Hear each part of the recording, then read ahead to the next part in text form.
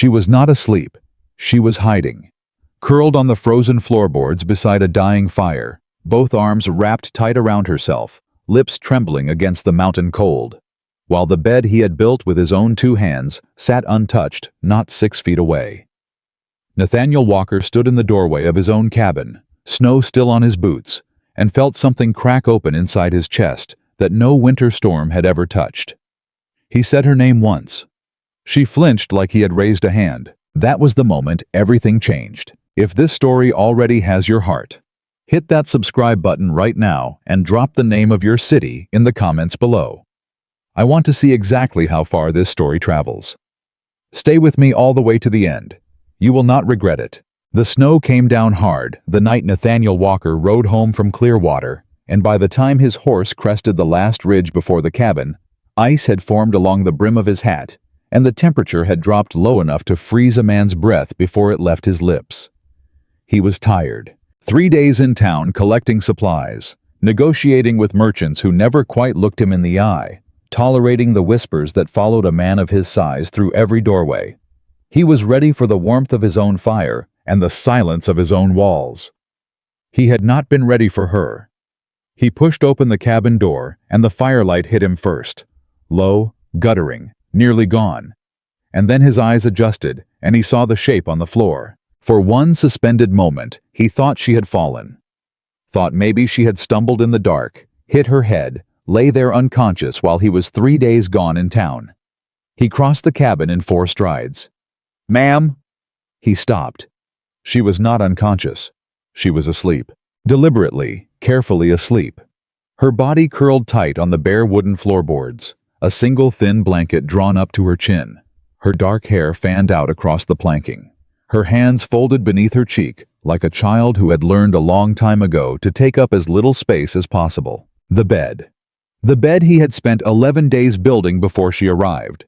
The bed with the proper frame and the good mattress he had paid too much for at the Clearwater General Store. The bed positioned closest to the fireplace specifically so she would have warmth, sat behind her, untouched. The pillow still had the crease from the store shelf. Nathaniel Walker stood 6 feet 5 inches tall and had once walked into a pen of spooked horses to calm them with nothing but his voice. He had tracked wounded elk through 3 feet of snow. He had pulled a neighbor's boy from a flooded creek with one hand while the current tried its best to take them both. He was not a man who was easily shaken. He was shaking now. He crouched beside her, and even crouched, he was enormous next to her slight frame, and he said her name quietly, Evelyn. She came awake the way animals did when they heard a sound they'd been dreading, all at once. Eyes open before she was even sitting up, body already pulling back, hands flying to cover her face. "I'm sorry, Evelyn. I'm sorry. I didn't hear you come in. I'll get up. I'm sorry. Stop." His voice came out harder than he meant it to, and she flinched again, and that flinch went through him like a blade. He softened everything. His voice, his posture, the set of his jaw. He held both hands open at his sides so she could see them. "Stop apologizing. Are you hurt?" She blinked at him from behind her hands. "No." "Then why are you on the floor?" The silence stretched. He watched her work through something. Some internal calculation, some decision about how much truth was safe to give a man she had known for 11 days. "I haven't earned the bed yet," she said finally. Nathaniel Walker was 41 years old. He had said very little in his life that he regretted and a great deal that he hadn't said when he should have. But sitting there on the cold floorboards of his own cabin, looking at a woman who believed that warmth was something to be deserved rather than given, he felt words rise in his throat that he didn't entirely know how to manage. He took a breath. "Get up," he said, and he made his voice as gentle as he could make it. "Come on, get up off that floor." She scrambled to her feet immediately. Not gracefully, not comfortably, but with the speed of someone accustomed to being corrected, and stood before him with the blanket clutched to her chest and her chin down, and her eyes somewhere around the level of his collar. He gestured toward the bed. "That's your bed," he said. "It was your bed the day you arrived. It'll be your bed till one of us is in the ground. You don't earn it. You don't pay for it. You don't have to do a single thing to deserve it. It's just yours. You understand me?" She nodded. But it was the nod of someone agreeing to end a conversation, not the nod of someone who believed what they'd heard. Nathaniel saw the difference. He had seen it for 11 days. He had ridden to Clearwater the previous spring, intending to send a letter to the agency in Boston, and he had spent 3 weeks arguing with himself about whether it was the right thing to do. He was not a sentimental man. He was practical. He understood loneliness the way he understood weather. As a condition, not a complaint, something you accounted for and worked around. He had been alone on this mountain for 6 years since his brother moved south, and he had managed well enough. But managing well enough was different from living. He wanted someone to talk to at the end of the day, someone to share the quiet with, someone who would know his name in a way that meant something. The agency in Boston had sent him a letter in July. A woman named Evelyn Carter, 27 years old, educated, capable, from a good family, willing to relocate. The letter described her as reserved but hardworking, with skills in household management and bookkeeping. It did not describe the way her hands shook when she stepped off the train at Clearwater Station.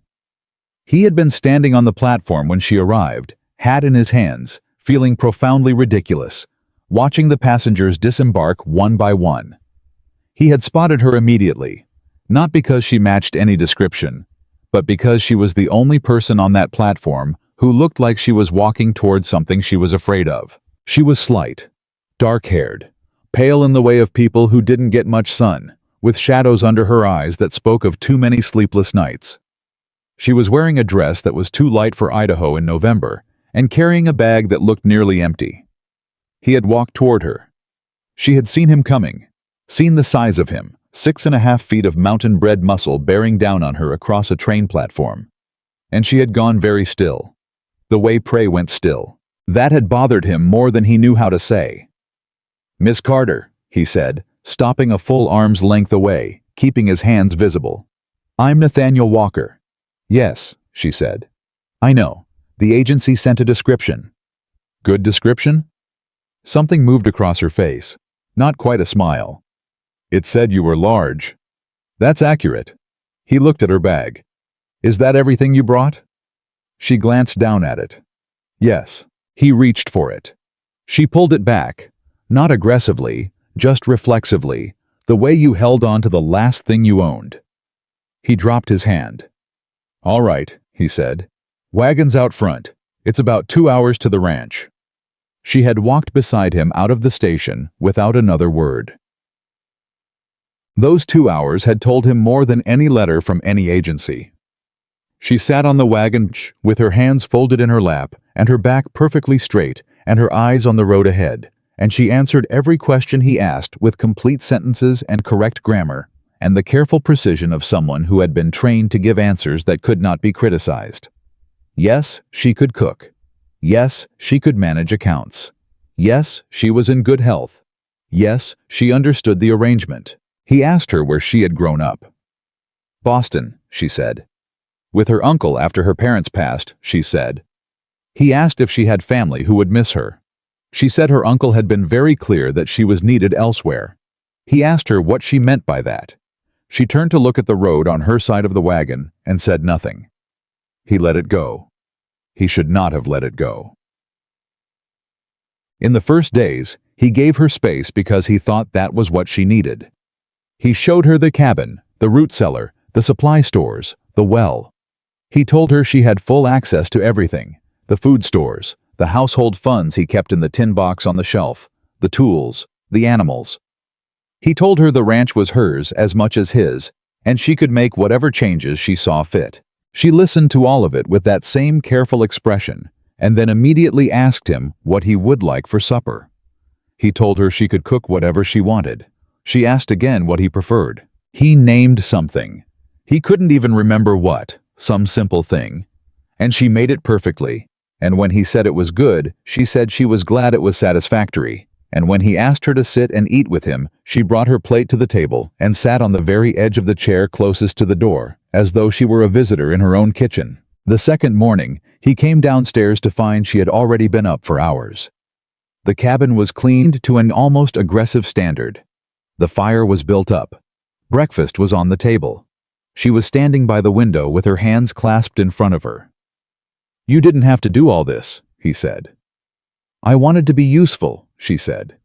"You don't have to earn your place here, Evelyn. I told you that." "Yes," she said. And she smiled the smile that meant she had heard the words and filed them away somewhere she didn't believe in. How was away 3 days in clear water? He had half expected. He realized it now, coming back to find her on the floor. He had half expected that some of what he'd said might have taken root while he was gone, that she might have settled in, made the place a little more hers, moved a chair, hung something on the wall. Instead, he came home to a woman sleeping on the floorboards in the November cold, because she had not yet decided she deserved a bed. He built the fire back up himself, while she stood in the center of the room, watching him with her arms wrapped around herself. When the flames caught properly, and warmth started moving through the cabin again, he turned and looked at her. "Sit down," he said, nodding at the chair by the fire.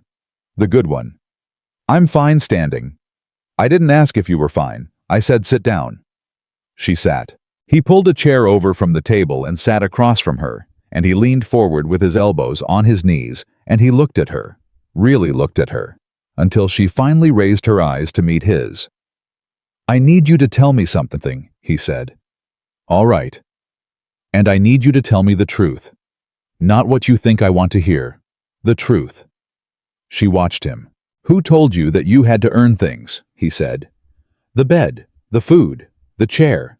Who taught you that you had to work for the right to just exist somewhere?" The fire cracked between them. Evelyn Carter looked at the man across from her. This enormous, rough-edged, frightening-looking man who had not once raised his voice at her, who had not once touched her in a way she didn't choose, who had opened every door and showed her every supply, and told her a dozen times that this was her home now. And she felt something happen in her chest that she did not have a name for. It was not trust. Not yet. Trust was something built over years, and she had learned the hard way that it could be destroyed in a single afternoon. But it was the beginning of something. "My uncle," she said quietly. "Charles Whitmore." Nathaniel said nothing. He waited. "He said I was a burden after my parents died, that taking me in had cost him greatly, that I needed to prove my value every day, or he would have no reason to keep me." She kept her voice very flat, very even. She had learned to tell this story without any emotion in it, because emotion made people uncomfortable, and uncomfortable people asked fewer questions. "He said that was just the way things were, that everyone paid their way in this life, and some people had more to pay than others." Nathaniel's jaw had gone rigid. She could see the muscle working in it, but he didn't speak. He was still waiting. "When he arranged this marriage, this arrangement with you, he told me it was my last chance to be useful, that no one in Boston would want me, that I should consider myself lucky that anyone was willing to take me at all." She stopped.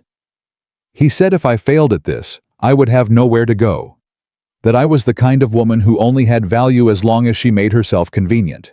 The silence that followed was long enough that the fire settled, and a log shifted, and a spray of sparks rose and fell.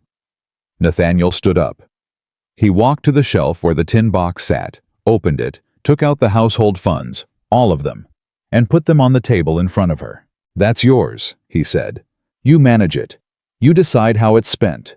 Not because I need help with the accounting. Because you are half of this household, and that money is half yours, and I won't have you asking my permission to buy yourself a pair of stockings." She stared at the money. "Nathaniel, I'm not done." He went to the wardrobe on the far wall and opened it. Inside, on the right side, hung 3 dresses he had ordered from the Clearwater seamstress before Evelyn arrived. A winter dress, a working dress, a Sunday dress, because he'd asked the agency what size and done his best.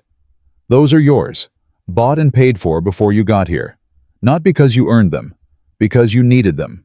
There's a difference." She was still staring at the money. "Evelyn." His voice was low and deliberate. "Look at me." She looked up. "Your uncle is wrong," he said. "He has always been wrong. You don't owe anyone in this world proof that you deserve to be warm and fed and treated decent. Not me, not him, not anyone. That's not how it works. Not on this ranch. Not while I'm alive." He paused. You understand me? She nodded. This time it was a different nod. Still fragile. Still uncertain. But something underneath it had shifted. Some small seismic thing, deep and quiet, like a stone moving in a riverbed that had been still for years. Now, Nathaniel said, pulling his chair back to the table.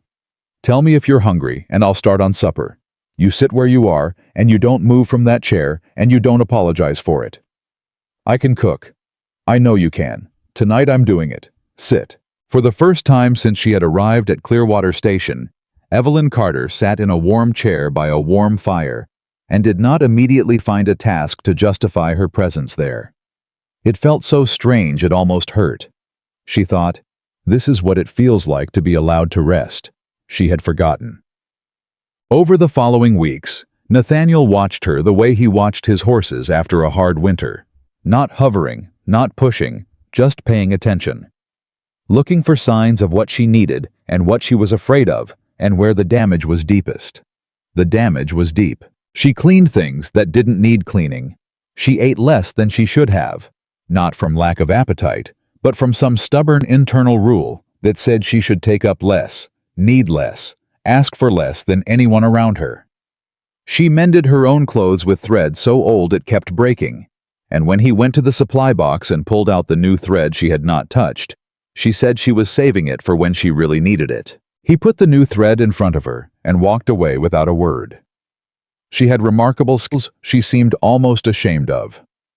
He noticed the second week that she was quietly reorganizing the supply records he kept in the back of a ledger. Not changing anything, just clarifying his notes, making the columns line up properly, catching 2 arithmetic errors he had been living with for months. Did you do this? He asked, holding up the ledger. She went still. I shouldn't have touched your records. I'm sorry. You found 2 mistakes I've been looking at for 6 months and didn't see. He looked at her. Where'd you learn bookkeeping? A pause. My uncle's business. I managed his accounts for several years. And he paid you for that? The look on her face answered the question before she did. He called it my contribution to the household, she said. Nathaniel set the ledger down carefully. He had a temper, always had, the sort of temper that came with being large in a world that expected large men to be dangerous. And he had learned young to manage it by putting things down slowly and breathing before he spoke. He breathed. You're going to keep doing the accounts, he said. And I'm going to pay you a wage for it, a fair one. The same I'd pay any man in town to do the same work. That's not necessary. It's not about necessary, it's about fair, and I intend to be fair. He met her eyes. Don't argue with me about being treated right, Evelyn. That's one argument I won't lose. She didn't argue, but later that afternoon, when she thought he was outside with the horses, he came back through the rear door and found her sitting at the table with the ledger open and her pen moving steadily across the page. And there was something in her posture that he had not seen before. She was sitting straight. Not the rigid, braced straightness of someone waiting for correction, but the upright ease of someone doing a thing they were good at and knew they were good at. He went back outside without saying a word. He stood in the cold yard and looked at the mountains for a while. He thought, there she is. The first time she laughed was a Thursday morning, 3 weeks after he came home to find her on the floor. He was trying to fix the hinge on the root cellar door. Had been trying for an hour. The screw kept stripping. He'd tried 3 different approaches and none of them had worked. And he said something under his breath that was neither polite nor quiet. From inside the cabin, Evelyn said, You could wedge it. He looked up. She was standing in the doorway with a cup of coffee, watching him with an expression he hadn't seen on her before. Wedge it, he repeated. The frame's warped. The hinge can't sit flat because the wood's pulling sideways. If you wedge the bottom corner before you set the screw, it'll hold. He looked at the door. He looked at her. How do you know that? My uncle had a carriage house with the same problem. I watched the man fix it. A small pause. I suggested the solution. He got credit for it. Nathaniel stared at her for a moment, then looked at the door, then back at her.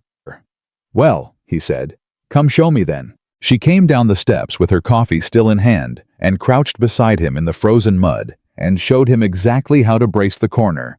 And he followed her instructions, and the screw caught clean, and the hinge sat flat, and the door swung without catching for the first time in 2 months. He sat back on his heels and looked at the door. "Well, I'll be," he said. And Evelyn Carter laughed. It was short, startled out of her really, like she hadn't known it was coming. And she put her hand over her mouth immediately afterward, as though she'd done something wrong.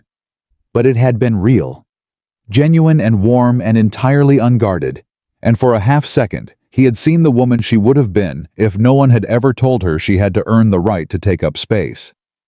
He looked at her sideways. "You're going to have to get used to being right," he said, "because you seem to be pretty often." She lowered her hand slowly. The corner of her mouth was still turned up. "I'm not sure I know how to do that." "You'll learn," he said, and stood and offered her his hand to help her up. "We'll practice." She took his hand, and neither of them mentioned it later. But something had passed between them on that frozen morning, something quiet and real that neither of them had words for yet, but that both of them recognized. The mountain had been waiting for it. So had they. It was a Saturday evening, near the end of November, when everything they had carefully, quietly built began to be threatened. Nathaniel came in from the barn to find Evelyn at the table with the account ledger, and a second book he hadn't seen before, smaller, leather-covered, its spine cracked from use. She was copying something from the small book into the ledger, and when she heard him come in, she closed the small book quickly and put it beneath the ledger. Not quickly enough. He didn't comment. He hung his coat. He washed his hands at the basin. He sat down at the table and looked at her. "You don't have to hide things from me," he said. She kept her eyes on the ledger. "Evelyn." She put her pen down. "It's a journal," she said. "Just an old journal. I keep records in it sometimes." "Records of what?" The silence that followed was longer than any that had come before it. He watched her hands, both flat on the table now, very still. "Records," she said finally, "of things that happened in my uncle's business. Numbers that didn't add up, transfers he made me process and told me never to mention. Documents he signed with names that weren't his." She looked up, and in her eyes he saw something he recognized from the horses. Not fear exactly, but the specific exhaustion of an animal that has been carrying something heavy for too long. "I kept records because I was afraid someday I would need them. I didn't know what else to do." Nathaniel was quiet for a moment. "How long have you been carrying that?" he said. 4 years, she said. He leaned back in his chair and looked at her across the table in the firelight.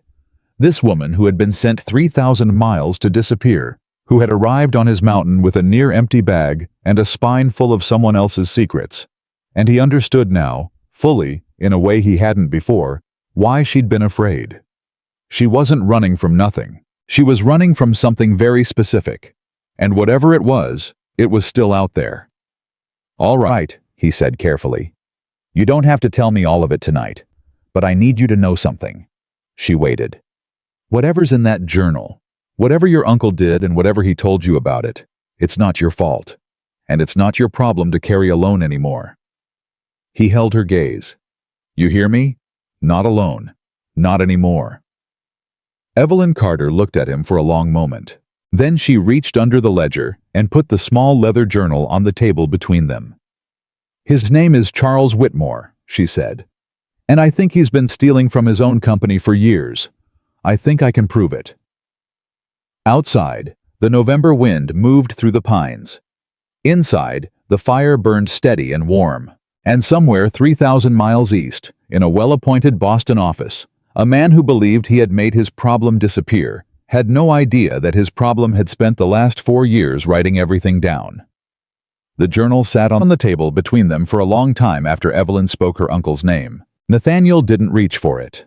He understood instinctively that reaching for it would be the wrong move, that this was not a thing to be grabbed at, that the woman across from him had carried it alone for 4 years, and the act of setting it down had cost her something considerable, and that the next move had to be hers. He waited. Evelyn looked at the journal, the way people looked at things they'd been protecting for so long that the protection had become its own kind of prison. Her hands were flat on the table on either side of it, not touching it, just near. 4 years, she said again. Quieter this time, as though she were reminding herself rather than telling him. I started keeping the second set of records in 1874. I was 23. I noticed the first discrepancy by accident, a transfer he had me process that didn't match the ledger entry from the week before. I thought it was my mistake. I checked 3 times. She stopped. It wasn't my mistake. What did you do? I asked him about it. She let out a short, humorless breath. That was the wrong thing to do. What happened? He told me I had misread the figures, that I was confused, that this was exactly why women shouldn't be trusted with serious work. She looked up briefly. And then later that evening he came to my room and told me very quietly that if I ever mentioned discrepancies in his records to anyone at all, he would put me on the street with nothing and tell everyone in Boston that I had been stealing from him for years. She paused. He said no one would believe me over him. He said I should understand that. Nathaniel kept his expression steady with considerable effort. And did you stop mentioning it? Yes. She looked at the journal. But I didn't stop recording it. I bought this book with my own money. Money I had saved from before my parents died. Coins I'd hidden in the lining of a coat he didn't know about. And I started writing everything down. Every discrepancy, every transfer, every document he signed with names that weren't his. Dates, amounts, account numbers. A pause. I didn't know what I would ever do with it. I only knew that if something happened, I wanted there to be a record that told the truth. Smart, Nathaniel said. She blinked, like the word surprised her. I'm serious, he said. That was smart thinking. Dangerous, but smart. She was quiet for a moment. He found out I was keeping records. Not what was in them, just that I had a private journal. He searched my room while I was out one afternoon. He didn't find this one because I'd hidden it inside the lining of the same coat, but he found an ordinary diary I kept. Personal things. Nothing about the business. She smoothed her hand across the table's surface, not quite touching the journal. He read all of it, every page, and then he sat me down and told me that private thoughts were a luxury I hadn't earned. That a woman in my position, dependent, without income, without family, had no right to secrets. She looked up. He told me that if I couldn't be transparent, he couldn't trust me. And if he couldn't trust me, he had no reason to keep me. The fire shifted. A log dropped and sent a small spray of sparks up the chimney. So he arranged the marriage, Nathaniel said, within the month. She folded her hands in her lap. He told me it was a generous gesture, that he was giving me a chance to start fresh somewhere I could be useful, that I should be grateful. She looked at her hands. By then, there was a man from a firm in New York who had started asking questions about the company accounts. Charles needed me gone before anyone thought to interview me. Nathaniel put both elbows on the table and pressed his palms flat against each other and looked at her across the joined stack of his hands.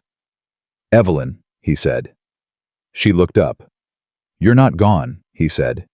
You're here, and that journal is still with you. He held her gaze. That means whatever he was trying to prevent. It hasn't been prevented yet. Something moved through her expression. Not fear exactly. Something older and more complicated than fear. I know, she said. Are you scared? The answer was immediate. Yes. Good, he said, and she blinked, startled. Being scared means you're thinking clearly. Scared people who aren't thinking clearly don't keep 4-year records of financial fraud. Scared people who are thinking clearly do. He sat back. We're not going to do anything rash. We're not going to do anything tonight. But I need you to know that journal is safe here, and so are you, and whatever comes next, we figure it out together. Evelyn looked at him for a long moment. Then she picked up the journal and held it against her chest with both arms, the way she had held that thin blanket on the floor of the cabin the night he came home. And he understood that she wasn't protecting the journal right now. She was doing something she didn't know how to do, without something to hold on to. She was letting herself feel safe. I didn't say a word. He just got up and added a log to the fire and put the kettle on, and he let her sit there in the warmth, with her arms around the only evidence that she had survived 4 years of someone trying to erase her. December came into the Bitterroot Mountains, the way it always did, without asking permission, and without any intention of leaving quickly. The cold deepened. The days shortened. The trail down to Clearwater became unreliable after the first heavy snow, and the mountain ranch became, as it always did in winter, its own self-contained world. Nathaniel had spent 6 winters alone in that world.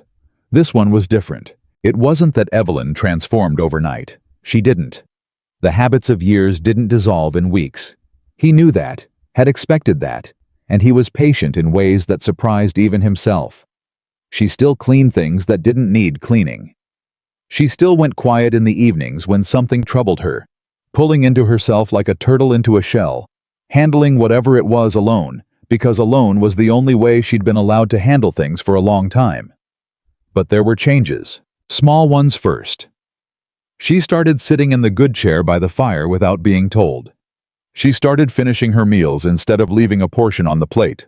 Some old automatic rationing habit that he had figured out and chosen not to comment on directly. Instead, simply making sure there was always more food visible on the table than either of them could eat. She stopped asking his permission before making household decisions. Not dramatically. Just quietly, gradually, the way ice thawed. You didn't see it happening. And then one day, the water was moving again. She was managing the accounts now, with a completeness and confidence that made him wonder, privately, how long she had been doing this level of work for someone who never once paid her or credited her for it. The ranch's records had never been in better order. She found an old supplier agreement that had been overcharging him for 2 years and drafted a letter, a crisp, precise, perfectly worded letter, informing the man in Clearwater that the agreement needed renegotiation. Nathaniel read the letter twice. "Send it," he said. "He might take offense." "Let him." He handed it back. "You're right and he's been wrong. Send it." She sent it. The supplier wrote back within the week, chastened and agreeable. Evelyn read the response at the kitchen table and kept her face very neutral, but he saw her set it down with a particular kind of quiet satisfaction. The satisfaction of someone who had always known they were capable of something and had finally been given the room to prove it. "Well done," he said. She looked up. It was just a letter. "It was a correct letter sent to the right person at the right time," he said. "That's all anything ever has to be." She looked at him for a moment. Then she folded the supplier's letter neatly and put it in the business file she had created. An actual organized file, categorized and indexed, the kind of thing he had never thought to make for himself, and went back to work. He stood in the doorway and watched her for a few seconds and felt something in his chest that he didn't entirely know what to do with. It was the 3rd week of December when she finally asked him a question that wasn't about the ranch. They were at the table after supper. She had started staying at the table after meals instead of immediately clearing everything away. Another small change he had noticed and not commented on. And the lamp was low and the fire was high, and the wind was working itself against the cabin walls in that persistent, testing way it had on winter nights. "Why did you do this?" she said. He looked up from the map he'd been studying. Spring grazing plans, something to think about during the long indoor months. "Do what?" "The agency. The arrangement." She had her hands around her coffee cup. "You don't seem like a man who needed to advertise for a wife." Howe was quiet for a moment, considering how to answer that. Nathaniel Walker had spent most of his adult life saying approximately what he meant, but he had also spent most of it alone, which meant he wasn't entirely practiced at saying what he meant about himself. "I got practical reasons, and I got honest reasons," he said. "You want both?" "Please." "Practical. I'm 41 years old. I run a mountain ranch alone. I don't get to town more than once a month in good weather, and not at all in bad. The pool of eligible women in my acquaintance is approximately 2, and one of them is married to my neighbor, and the other one is 70 years old and considerably smarter than me and rightfully uninterested." He turned the map over. "Honest reason. I was tired of quiet." She tilted her head slightly. "Quiet. Not silence. I don't mind silence. I mean the kind of quiet that happens when there's nobody to say anything to. When something interesting occurs to you and there's nobody to tell it to." When something goes wrong and you work through it alone, because there's no other option. He looked at her. I wanted someone to talk to. I wanted someone who would be here. Evelyn turned her cup slowly in her hands. The agency told you I was capable. They told me a number of things. Did they tell you I was difficult? Because Charles... She stopped, started again. My uncle told me I was difficult, that I asked too many questions and thought too much of myself, and made things complicated when they should be simple. Nathaniel looked at her steadily. You've been here a month and a half. You reorganized my supply records, fixed my accounts, found an overcharge I'd been paying for 2 years, diagnosed my root cellar door better than I could, and kept a 4-year documentary record of financial fraud under the nose of the man who was committing it. He paused. Difficult isn't the word I'd use. She was quiet. Capable, he said. That's the word. She looked at him with an expression he couldn't quite read, something between disbelief and a kind of careful, tentative hope, the way you looked at a path you weren't certain would hold your weight. He told me once, she said slowly, that intelligence in a woman was a liability, that it made men uncomfortable, that I would have a better life if I learned to know less. He told you that, Nathaniel said, because a woman who knows less is a woman who can be controlled more easily. His voice was level. And a man who needs to control the people around him to feel safe is a man who's afraid of something, usually something he's done. The silence that followed was long and thoughtful. Yes, Evelyn said finally. I suppose that's exactly right. Christmas came quietly on the mountain. Nathaniel had never made much of it alone, a better supper than usual, maybe a book read by the fire, the acknowledgement of the day without much ceremony. He assumed Evelyn would be the same. He assumed wrong. He came in from the morning chores to find the cabin transformed. Not dramatically, she had worked with what was available, which was pine boughs and dried herbs, and a length of red ribbon she had apparently been saving. But the effect was real. The table was set with a care that turned the ordinary objects on it into something deliberate, something that said, "This day matters. This place matters." He stood in the doorway with snow on his boots and looked at what she had done and felt the back of his throat go tight in a way he hadn't expected. You didn't have to do all this, he said, which was what he always said, and she turned from the stove and looked at him with an expression that was different from the one that usually followed those words. I know, she said. I wanted to. Not I wanted to be useful, not I thought it would be satisfactory, just, I wanted to.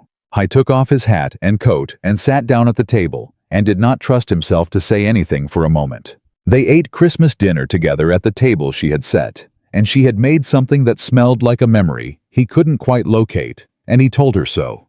And she said her mother had made it every year, and she had stood beside her in the kitchen, learning until she was 8 years old, and then her mother was gone, and she had kept making it alone in her room from memory, because it was the only piece of that life she could hold on to. Nathaniel set down his fork. How old were you when they died? He said. 8, she said. Both of them. Fever. Within a week of each other. And your uncle took you in.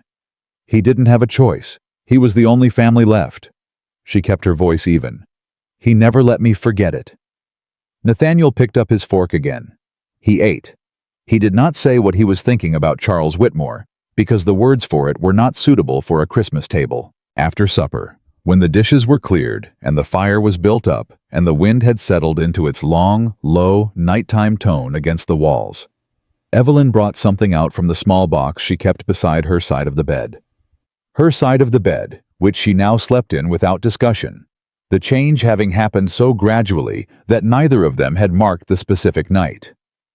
It was a small book, not the journal. A book of poetry, the cover worn smooth from handling. My mother's, she said, sitting down in the good chair by the fire. It's the only other thing I kept. Read something, he said. She looked up. Out loud? If you're willing. She was quiet for a moment, looking at him with that careful weighing expression.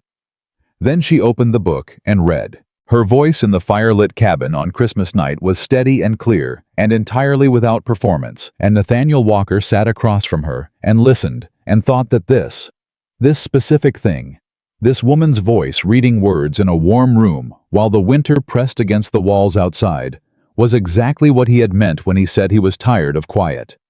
Not the absence of sound, the presence of something real. January was harder.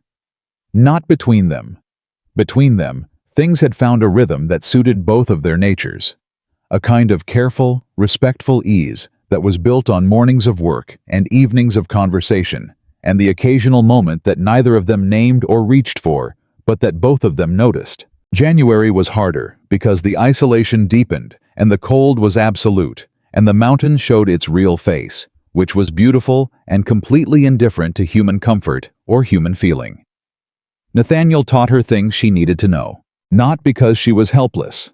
He had figured out early that helpless was the last word anyone should apply to Evelyn Carter, but because the specific knowledge required to survive a mountain winter was knowledge you could only get from someone who had survived several. He showed her how to read the sky for incoming weather. Not the romantic version, not red sky at night, but the actual signs, the particular cloud formations and wind shifts and pressure changes that meant you had 4 hours to get everything secured and everything inside. He showed her how to handle the rifle. She had never touched a firearm. She held it the first time with a kind of rigid, white-knuckled respect, and he showed her without any hurry how to stand, how to hold, how to aim, how to account for the cold's effect on her hands and the wind's effect on the shot. The first time she hit the target, a knothole on a fence post 40 feet out, she lowered the rifle and turned to look at him with an expression of pure, unguarded astonishment. "I hit it," she said. "You hit it," he agreed. "I actually hit it." "Evelyn, you hit it." She looked back at the fence post. Then she raised the rifle and hit it again. He started laughing. A real laugh, the kind that came from somewhere he didn't visit often. And she turned around with the rifle still in her hands and started laughing too. And for a moment on that frozen January morning, they were just two people laughing together at a fence post. And it was the most uncomplicated thing that had happened in a very long time. "You're a decent shot," he told her. "Don't sound so surprised," she said, and there was a crispness in it. Not offense, just self-possession. And he thought, there she is again, the woman underneath, the one who had always been there, just buried so deep under years of being told she was nothing that she'd almost lost the way back to herself. Almost. It was mid-January when Nathaniel started noticing things that had nothing to do with the ranch. Small things first. A rider on the far ridge, there and then gone. Visible for long enough to register and too long to be a coincidence. Tracks in the snow below the lower pasture fence that hadn't been made by his horses. A man at the Clearwater trading post. He had gone in for nails and salt. Who asked him questions that were framed as casual conversation but structured like an interrogation. "New wife, I heard. From back east, was it? Boston? Whereabouts in Boston?" Nathaniel had answered nothing directly, and watched the man carefully and driven home with a particular weight sitting between his shoulder blades. He said nothing to Evelyn. He was not trying to protect her from information. He was trying to be certain before he said anything, because certain was different from suspicious, and he didn't want to put fear into her on the basis of a feeling. But the feeling persisted. He started paying different attention to the trail, to who came up it and when, to whether the distances were being watched. In late January, he rode to Clearwater on the pretense of supplies and found the postmaster, a man named Gerald Hoyt, who knew everything and could be relied upon to share approximately half of it if you asked the right way, and steered the conversation toward whether anything unusual had come through the mail recently, whether anyone had been asking questions about new arrivals in the territory. Gerald Hoyt leaned on his counter and sucked his teeth and said that funny he should ask, because about 2 weeks prior, a man had come through on the stage from Boise and sent a telegram before he went on, and the return address on the wire he received back was a Boston exchange, and he'd asked Gerald some questions about the surrounding ranches, specifically about any recent relocations from back east. "What did you tell him?" Nathaniel asked. "Told him I minded my own business," Gerald said, which is true at least 40% of the time. "What did the man look like?"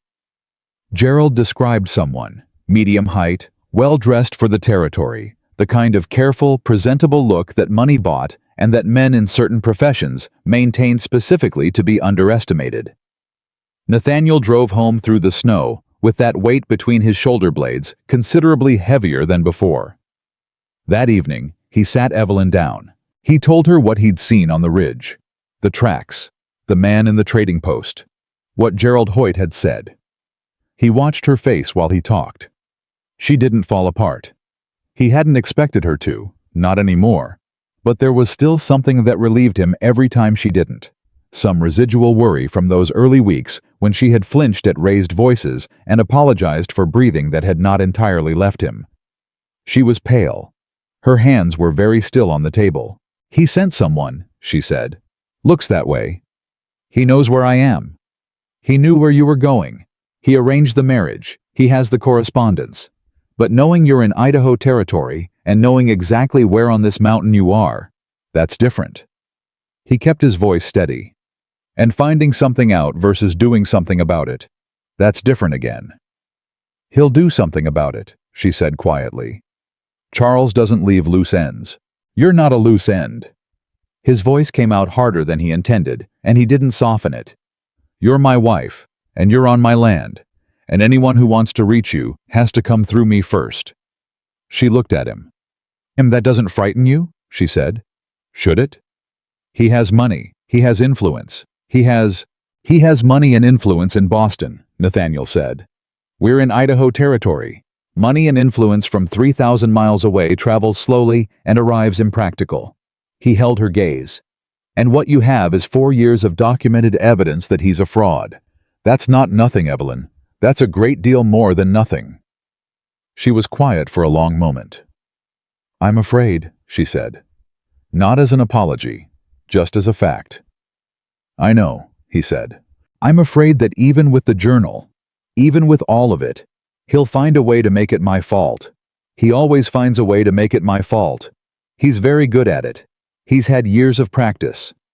She pressed her hands flat on the table. "He'll say I fabricated it. He'll say I've always been unstable. He'll say I stole from him and ran and made up a story to cover myself. And people will believe him because he's Charles Whitmore and I'm—" "Evelyn." She stopped. "You're Evelyn Walker," he said. "And you're not making this case alone." The silence between them had a different quality now. Not the frightened silence of the early weeks. Not the cautious silence of two strangers learning each other's edges, but something denser, something that had weight and substance. She nodded once. "There's a man," Nathaniel said, and he had been thinking about this for several days, turning it over, deciding whether and when to bring it up. "Works out of Denver mostly, but takes cases across the territory. Name's Samuel Reed. He's an investigator. Worked for the federal land office for years before he went independent. He has a reputation for being thorough and for not being bought." Evelyn was listening with her whole body. "I wrote to him 2 weeks ago," Nathaniel said. "Before Clearwater, before I knew anyone was watching." He met her eyes. "I wrote because I had a feeling. I wrote because I had already decided that whatever was in that journal, it wasn't something we were going to handle alone." The expression that crossed Evelyn's face was not the one he'd expected. She looked almost angry. "You should have told me," she said. "You're right. I should have." He didn't argue it. "I was trying to be careful. I was trying to have something solid to tell you before I said anything." He paused. "I'm telling you now." She held his gaze for a long moment. "Don't do that again," she said. "Don't make decisions about my situation without telling me, even if you think you're protecting me. I've spent 4 years with someone making decisions about my situation without telling me and calling it protection." Her voice was quiet and entirely steady. "I am not fragile. I don't need to be managed. I need to be included." Nathaniel Walker sat back in his chair and looked at the woman across from him, and he felt something that was not quite pride and not quite admiration, and was very specifically both of those things, combined with something else he did not have a name for. "You're right," he said again. "That was wrong of me. It won't happen again." She held his gaze another moment, making sure the words had landed where they were aimed. Then she nodded. "Tell me about Samuel Reed," she said. The letter from Samuel Reed arrived in early February, carried by a writer from Clearwater who had been paid to make the trip specifically. It was brief, professional. It said that Reed had received Nathaniel's correspondence, that the matters described were within his area of experience, that he was currently engaged in a case in Denver, but expected to be free to travel within 6 to 8 weeks, and that in the meantime, he had taken the liberty of making some preliminary inquiries through contacts in Boston regarding a businessman named Charles Whitmore. The preliminary inquiries, he wrote, had been interesting. He said nothing more about that. Just interesting. Evelyn read the letter 3 times. She handed it back to Nathaniel. 6 to 8 weeks, she said. Maybe less, if Denver resolves quickly. She thought about this. Whoever Charles sent, they've already been here. They know where I am. They know approximately where you are. This mountain is large, and the weather right now makes it unfriendly to anyone who doesn't know it. He refolded the letter. But you're right. We shouldn't count on the weather holding. What do? We prepare, he said simply. We make sure the journal is somewhere safe that isn't only one place. We write down everything you can remember that isn't in the journal. Conversations, dates, names. We get it all organized so that when Reed gets here, he has everything he needs and we don't have to rely on memory. He put the letter in the business file. And we live our lives. We do the work. We don't act scared because being scared doesn't help, and it might tell whoever's watching that there's something worth being scared about. Evelyn was quiet for a moment, looking at the file where he'd put the letter. You're very calm, she said. I'm not calm, he said. I'm controlled. There's a difference. She looked at him. I've been angry about this since November, he said, and the steadiness in his voice did not entirely mask what was underneath it. I've been angry about a man who used his niece's intelligence to build crimes and then used her life to hide them. I've been angry about a woman who arrived on this mountain not knowing she had the right to sleep in a bed. He met her eyes. But angry doesn't fix anything. Prepared does. So I'm channeling the angry into prepared. Evelyn was still looking at him with that careful, measuring expression. But the measurement was different now than it had been in November. Then she had been measuring threat. Now she was measuring something else. Something she was still learning to name. I want to help prepare, she said. Tell me what you need. I need the journal annotated, he said. Every entry that references a specific transaction. I need a note beside it explaining what that transaction means in plain language, because I understand some of it and not all of it, and Reed will need to understand all of it. I can do that. And I need you to write out a timeline. Everything you can remember. From the beginning.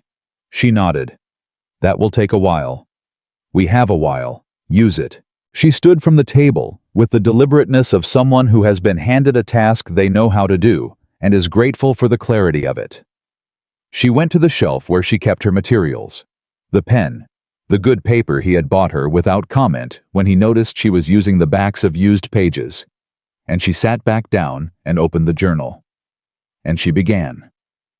Outside, the February cold pressed against every wall. Inside, the fire burned and the pen moved steadily, and Nathaniel Walker sat across the table with his spring grazing plans spread out before him, not looking at them, listening to the scratch of her pen in the silence, and feeling, in the very specific and particular way of a man who has spent a long time alone and has only recently understood what he was missing, that whatever was coming down from Boston could bring its worst.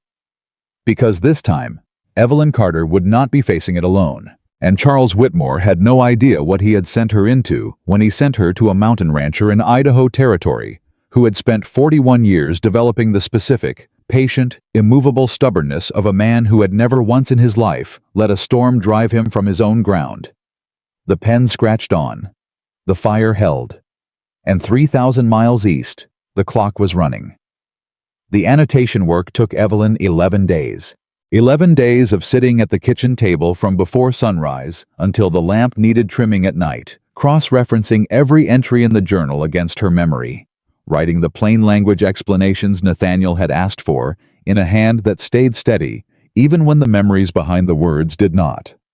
She worked methodically, without complaint, and Nathaniel learned to read the particular quality of her silence while she worked. There was productive silence, when the pen moved fast and her shoulders were square, and there was harder silence when she stopped writing and sat very still with her hands flat on the table and her eyes somewhere that wasn't the cabin. On those occasions, he did not ask her what she was thinking. He got up and refilled her coffee and set it beside her hand without a word, and went back to whatever he was doing.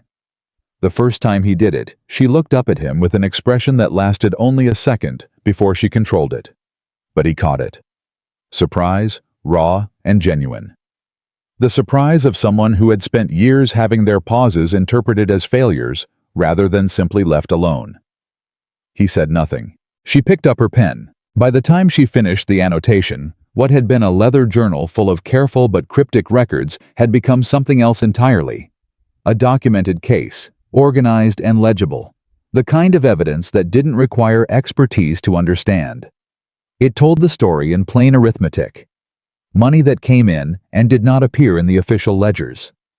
Money that went out to accounts with names attached to them that were not the names of any legitimate vendor or partner. Transfers processed on Evelyn's hand with notations beside them in Evelyn's hand marking the date, the amount, the instruction she had been given, and the discrepancy between that instruction and what the official records showed. Nathaniel read through it the evening she finished. He read it slowly, turning pages, not speaking. When he set it down, he was quiet for a long moment. "This is enough," he said. "Is it? Evelyn, this isn't suggestive. This isn't circumstantial." He looked at her across the table. "This is a complete record of a man systematically defrauding his own company over 4 years. Dates, amounts, accounts, and a witness who was present for every transaction." He tapped the journal. "This is enough to ruin Charles Whitmore." She looked at the journal on the table between them. "He'll say I fabricated it. A fabricated document doesn't have 4 years of consistent handwriting. It doesn't have ink that aged differently on different pages. It doesn't have arithmetic that checks out to the penny." He held her gaze. "Reed will know what to do with this. This is what he does." She was quiet. "You did this," he said. "Not me, not Reed, you. You kept this for 4 years under impossible conditions, and you got it here intact." He paused. "Do you understand how remarkable that is?" She looked at the journal. "I was terrified the entire time," she said. "Terrified and remarkable aren't opposites," he said. The rider came on a Tuesday morning in the middle of February, when the snow had compacted to ice on the trail and the temperature had not risen above freezing in 9 days. Nathaniel heard the horse before he saw it, heard it on the trail below the ranch, moving at a pace that was not casual, not the unhurried rhythm of a man making his way somewhere unimportant. He was at the woodpile when the sound reached him, and he stopped splitting and stood with the axe in his hand and listened. He walked around to the front of the cabin before the rider came into view. The man who arrived was not the well-dressed, careful type Gerald Hoyt had described from the trading post. This was someone different. Heavy-set, weathered, riding a horse that was too good for his coat, with the particular forward-leaning posture of a man who had spent considerable time in the saddle doing work that required him to arrive before people were expecting him. He stopped his horse at the edge of the yard. He looked at Nathaniel. He looked at the axe. He made the calculation that most men made when they met Nathaniel Walker for the first time, the rapid, involuntary accounting of size and disposition that determined how a conversation was going to begin.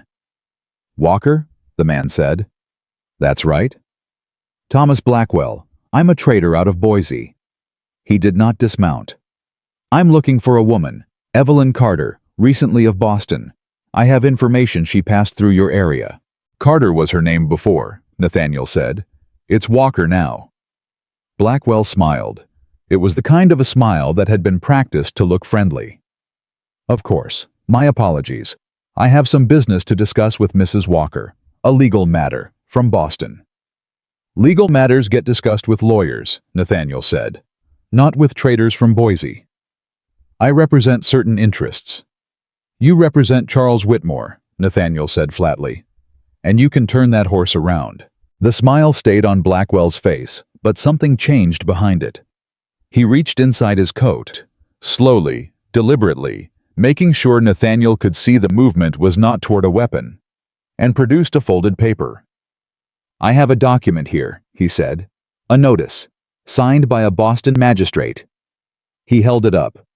"It names Evelyn Carter as a person of interest in a fraud investigation. Theft from the Whitmore Commercial Company. An amount exceeding $12,000. The number landed in the cold air between them.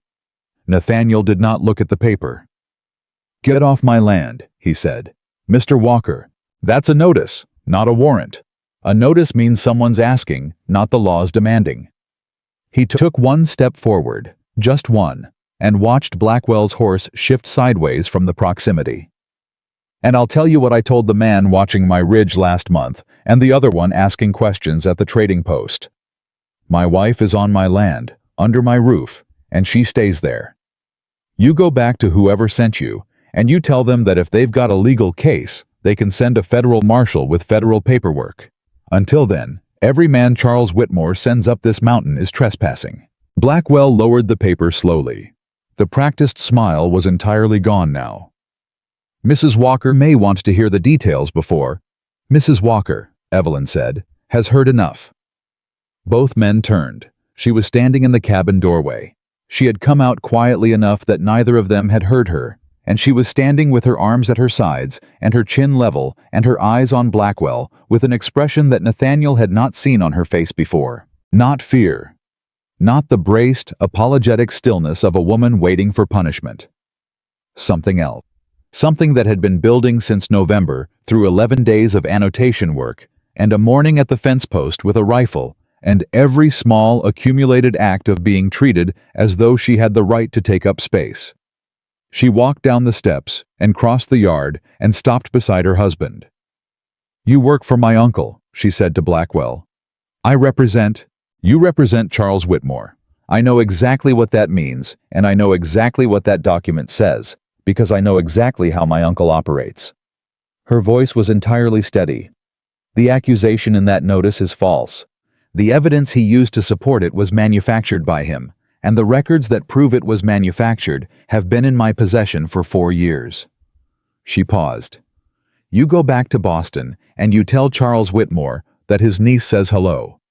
And you tell him that the documentation she kept is organized and annotated, and currently in the hands of someone with considerably more legal standing than a trader from Boise." Blackwell stared at her. "That's a serious claim," he said. "It is," she agreed. "And I'm serious." She looked at him without blinking. "Tell him, Mr. Blackwell. Tell him exactly what I said." Blackwell looked at her for a long moment. He looked at Nathaniel. He looked at the axe, which Nathaniel was still holding with the comfortable ease of a man holding a tool, not a threat, but whose size made the distinction academic. He folded the notice and put it back in his coat. "I'll pass along the message," he said. "You do that," Nathaniel said. Blackwell turned his horse and rode back down the trail without another word. Nathaniel waited until the sound of the hooves had faded completely before he turned to look at Evelyn. She was still looking at the trail where Blackwell had disappeared. Her jaw was set. Her hands, he noticed, were not entirely steady. "Are you all right?" he said. She let out a long, slow breath. "I'm furious," she said. "Good." She turned to look at him. "He came all this way. Charles actually sent someone all this way." Something moved through her expression. Not shock exactly, because she had always known this was possible, but the specific, clarifying anger of having the theoretical become actual. "He's not going to stop." "No," Nathaniel said. "He's not." "Then we can't wait for Reed." "No," he said again. "We can't." He wrote to Reed that same afternoon.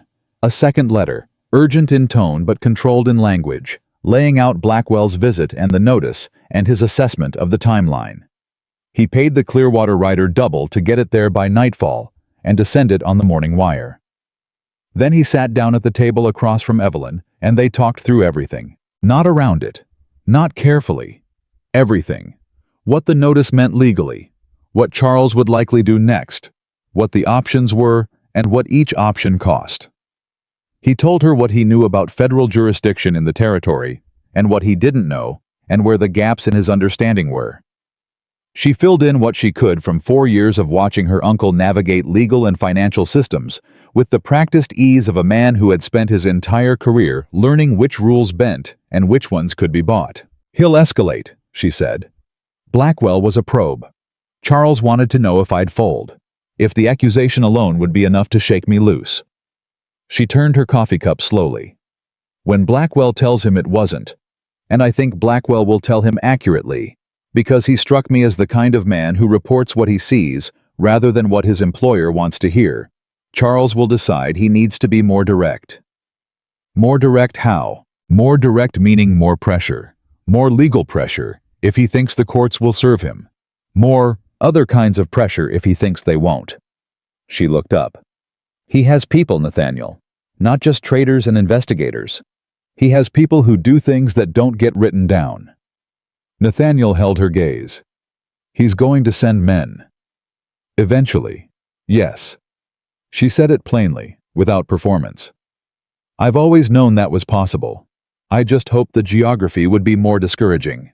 The geography is plenty discouraging, he said. The trail up here is impassable in a bad storm.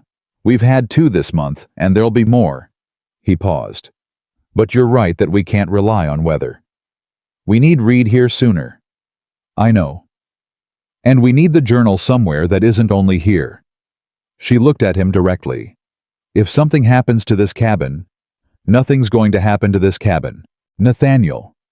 Her voice was patient and firm in equal measure. I know you believe that. I know what you're capable of. But I also know my uncle, and I know that underestimating him is the one mistake I cannot afford to make. She held his gaze. We need copies. We need the evidence in more than one place. We need someone else who knows what's in that journal. He looked at her. He had been thinking the same thing for 3 days and had been working toward raising it. She had arrived there herself. Gerald Hoyt, he said. The postmaster. He's reliable and he's discreet, and he's trusted in Clearwater. Does he have a safe? He has a strongbox that's been in his family since the Mexican War, and that nobody in the county has successfully broken into. He paused. And there's a lawyer in Clearwater. Name of Patterson. Dry as dust, old as the hills, and completely incorruptible because he's got enough money that nobody's ever been able to offer him enough to make corruption worth his while. Evelyn nodded slowly. We make copies. We give them to Patterson and to Hoyt. We tell them what they're holding and why. Yes.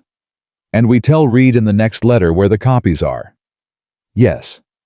She was quiet for a moment, looking at the journal on the shelf. This is really happening, she said. Not a question. Just the sound of a person letting the full weight of a thing settle onto them. It's been really happening, Nathaniel said, not unkindly. You've just been carrying it alone until now. She looked at him. I don't know how to do this, she said. I don't mean the practical parts. I mean, I don't know how to be the person who fights back. I've spent 4 years being the person who survives quietly, who keeps records and keeps her head down and tells herself that someday it will matter. She pressed her hands flat on the table. I don't know how to be the person who stands in a yard and says things to a man like Blackwell. You just did it, Nathaniel said. I know, and my hands didn't stop shaking for 20 minutes afterward. Your hands can shake, he said. Your voice didn't. He leaned forward. Evelyn, that woman who stood in the yard this morning, that's not a new person. That's the person you've always been, underneath everything they piled on top of her. He held her gaze steady. You don't have to learn to be her. You just have to stop letting other people convince you she isn't there. The silence that followed had weight and texture. Then Evelyn Carter Walker sat up straight in her chair. Not the rigid, braced straightness of someone waiting for a blow, but the settled, deliberate straightness of someone deciding something. And she said, All right, tell me how we get the copies made without anyone knowing what they are. They rode to Clearwater together 3 days later, on a morning when the sky was pale and still, and the cold had that particular dry quality that meant no new snow for at least a day. Nathaniel had considered going alone. He had thought about it for approximately 10 seconds before dismissing it, because he had promised her she would be included, and he intended to keep that promise, and also because he had come to understand in the past weeks that excluding Evelyn from her own fight was not protection.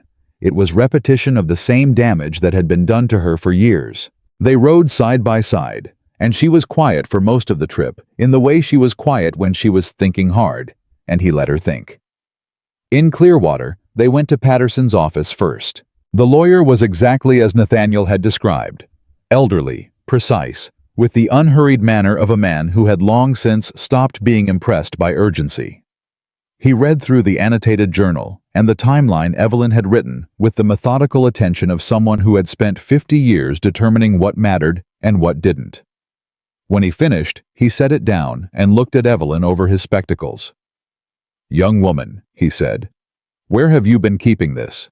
"In the lining of a coat," she said, "for 4 years." Patterson was quiet for a moment. "Remind me never to underestimate the intelligence of women who've been underestimated by foolish men." He looked at the journal again. "This is sufficient. More than sufficient." He looked up. "Do you know what Charles Whitmore's exposure is, based on these records? Financial fraud, forgery, potentially conspiracy, depending on how many people he involved." She paused. "There's also the matter of the false accusation against me, which was filed with a Boston magistrate using documents he manufactured, which makes it perjury," Patterson said, "in addition to defamation." He removed his spectacles and folded them. "Mrs. Walker, your uncle has made a very large number of very serious mistakes, the largest of which appears to be underestimating you." He stood. "I will hold the copy in my strongbox. I will not discuss its contents with anyone without your explicit instruction. And when your investigator arrives, he should come to see me directly." They left Patterson's office and went to Hoyt at the post office, where the exchange was briefer and considerably less formal. Gerald Hoyt read the summary Evelyn had prepared, let out a low whistle, said "Lord Almighty" once under his breath, and locked the copy in his strongbox without another word. "Anything comes up from Boston looking for trouble," he told Nathaniel, "I'll get word to you before it gets halfway up your trail." "Appreciate it, Gerald. Don't thank me. Thank the woman." He looked at Evelyn with unambiguous respect. Somebody raised her right, whatever happened after. Evelyn stood in Hoyt's post office on that February afternoon and felt something move through her that she didn't have a word for. Not relief. Not yet. It was too early for relief. There was still too much ahead. Not happiness exactly. It was the feeling of not being alone with something anymore. After 4 years, it was almost disorienting. They were halfway home, the horses moving steadily through the packed snow, when Nathaniel said, "Reed wrote back." She turned to look at him. "When?" "Letter came to Hoyt's 2 days ago. I picked it up this morning while you were with Patterson." He reached into his coat and produced the letter. "Denver resolved faster than expected. He'll be in Idaho Territory within 3 weeks." She took the letter and read it in the saddle. Her horse, a reliable bay mare she had been riding for weeks now with a competence that still occasionally surprised him, didn't break stride. "He says the preliminary inquiries in Boston have become more than preliminary," she said, reading. "He says, Nathaniel, he says there's a second complainant." "I saw." She looked up from the letter. "Someone else in Boston is bringing a complaint against Charles. Someone from inside the company, by the sound of it." He kept his eyes on the trail.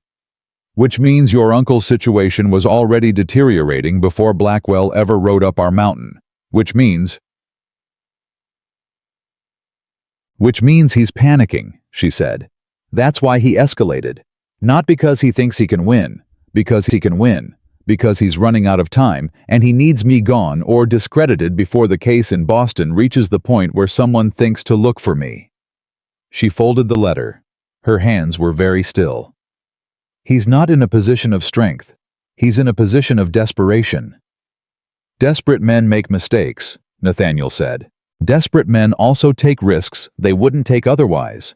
She handed the letter back. "He's going to do something soon, something more than Blackwell." 3 weeks, Nathaniel said. "Reed is 3 weeks out. A lot can happen in 3 weeks." "Yes," he said. "It can." They rode the rest of the way home in silence that was not comfortable exactly, but was honest. The silence of two people thinking about the same hard thing without pretending it wasn't hard. The second man arrived 9 days later. Not Blackwell. Someone else, younger, leaner, with the quiet and watchful quality of a man accustomed to being paid to observe rather than to negotiate. He didn't come to the front of the ranch. He came to the far fence line of the lower pasture just before dusk, and Nathaniel saw him from the barn because Nathaniel had been watching the fence line every evening since Blackwell's visit. He walked out to meet him. The man did not give a name. He said that Charles Whitmore had authorized a settlement, that in exchange for the return of all materials in Evelyn Carter Walker's possession pertaining to the Whitmore Commercial Company, and her signed statement withdrawing any claims or accusations, Charles Whitmore would withdraw the notice from Boston and provide Evelyn with a sum of $3,000 and his assurance that the matter was closed. Nathaniel looked at him for a long moment. $3,000, he said. That's the offer. You go back, Nathaniel said, and you tell Charles Whitmore that his offer tells me two things. The first thing is that he's scared, because a man who isn't scared doesn't offer $3,000 to make a problem go away. He lets the law handle it, because he believes the law will side with him. He paused. The second thing is that his math is wrong. The records my wife kept document more than $12,000 in fraudulent transfers. $3,000 isn't a settlement, it's an insult. He stepped forward one step. Go home. Tell him to stop sending men up my mountain. The man left. Nathaniel went inside. Evelyn was at the table, pen in hand, and she looked up when he came in and read his expression before he said a word. Another one, she said. Settlement offer this time. He sat down. $3,000 and a signed retraction. Something crossed her face, a flash of something sharp and almost bitter. He thinks I can be bought. After everything? She stopped herself. Put the pen down. What did you tell him? I told him his math was wrong. She looked at him. Because it is, he said simply. She was quiet for a moment. Then she picked up her pen and went back to the letter she was writing. To read, with updated information, with the exact words the man at the fence line had used, with dates and descriptions, and the careful, precise documentation that had become second nature to a woman who had spent 4 years understanding that memory was unreliable, but ink was permanent. Nathaniel watched her write and thought about what the settlement offer meant. It meant Charles was bleeding. The second complaint in Boston, whoever inside the company had finally started talking, had apparently made his situation worse faster than he'd expected. The offer of $3,000 was not the move of a man who had options. It was the move of a man trying to plug a hole in a dam with his hands while the water rose. Which meant the next move would not be an offer. It came on a Friday, 2 weeks after Blackwell's first visit, on a morning when the sky had been building towards something heavy since before dawn. Nathaniel felt it before he saw it. He had been up since 4, the particular sleeplessness of a man whose instincts had been telling him for days that something was wrong, and that patience, while necessary, was wearing very thin. He had checked the barn, checked the perimeter, checked the trail below. Nothing. He came back inside and stood at the window and drank his coffee and watched the sky go through the particular dark sequence that meant weather incoming, and he was thinking about the horses and the supply stores and whether the root cellar was fully sealed when he heard Evelyn's voice from the bedroom. Nathaniel. Not loud, not a shout, but with a specific quality that brought him across the cabin in 4 strides. She was standing at the bedroom window, looking down toward the lower trail. 3 riders, moving fast. Not the exploratory pace of Blackwell's visit or the careful approach of the man at the fence line. Moving with the purposeful, close-grouped speed of men who had been given a job and a deadline. Nathaniel looked at them for exactly 2 seconds. Then he turned to Evelyn. The journal, he said. She had already thought of it. She went to the shelf, took it down, tucked it inside the heavy vest she wore over her dress. A place he would not have chosen. Conspicuous, not particularly secure. But she knew what she was doing, because she held her arms across it naturally, and it was invisible.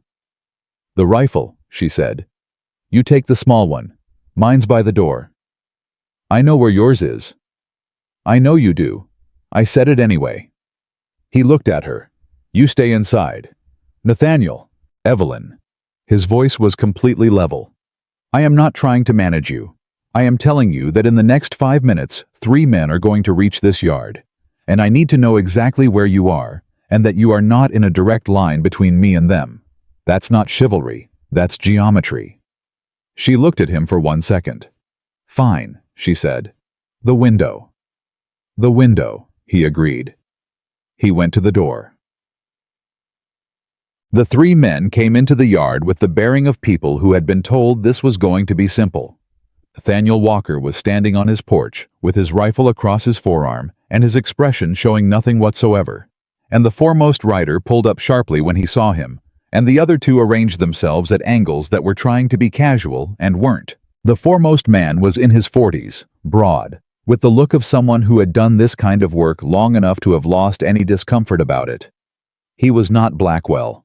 He was someone different. Someone sent specifically because Blackwell had come back empty-handed. Walker, he said. You have the advantage of me, Nathaniel said. My name doesn't matter. I know who you represent. Nathaniel's voice was pleasant in the way that very cold things were pleasant, clear and still, and with no warmth in it at all. Charles Whitmore has sent 3 men to my mountain in the past 2 weeks. He has sent a notice that carries no legal weight in this territory. He has sent a settlement offer that wasn't worth the paper it wrote in on. He looked at the 3 of them steadily. What does he want to try next?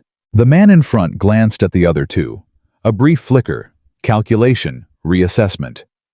We're here for the woman, he said, and for whatever she's carrying. We're not here for trouble. Then you've made a navigational error, Nathaniel said, because trouble is the only thing available on this property. Mr. Walker, be reasonable. Mr. Whitmore, Nathaniel said, sent 3 men to remove my wife from her home. There is no version of that sentence that ends with me being reasonable. He took 1 step forward off the porch. Now, you've seen what you came to see. You know she's here. You know I'm here.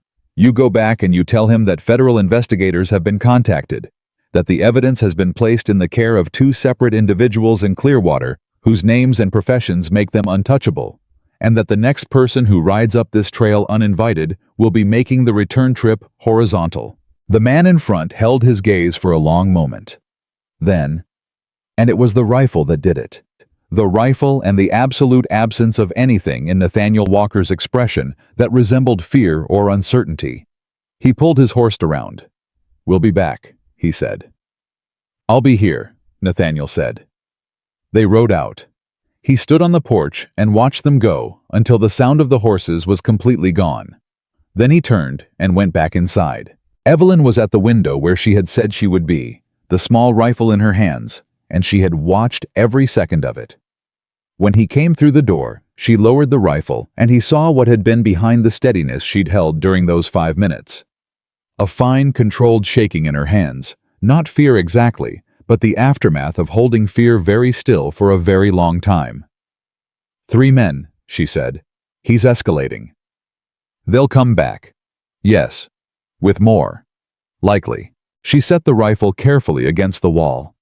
She stood very still for a moment, hands at her sides, and he watched her do what she always did when something had shaken her. Move through it inward, methodically, the way she did the accounts. Taking stock. Assessing. Then she looked at him. Send for Reed, she said. Today. Don't wait for the regular rider. Send someone. Already planning to. And Patterson needs to know. And Hoyt.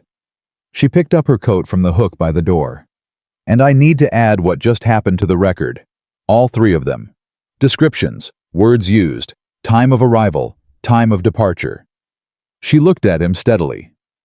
Every time Charles does something, it goes in the record. Every single time. Agreed. She moved toward the table and her pen and paper, and then she stopped. She turned back. And for the first time since Thomas Blackwell had ridden into the yard 9 days ago, the composed, steady, organized exterior cracked. Not dramatically, not into collapse, but into something honest. Something that had been held back because there had been no moment to let it through. "I'm tired," she said quietly. "I am so tired of this man having power over my life." Nathaniel crossed the cabin. He did not touch her in a way she didn't choose. He had always been careful about that, had always given her the physical space to decide. But he put himself in front of her, close enough that she could feel the steadiness of him, and he said, "He doesn't, not anymore. He's still sending men, scared men, desperate men, men he's paying because the law isn't working for him anymore." He held her gaze. "The power he has over you is the power you're afraid he has, and you have been less afraid every single day since November." He paused.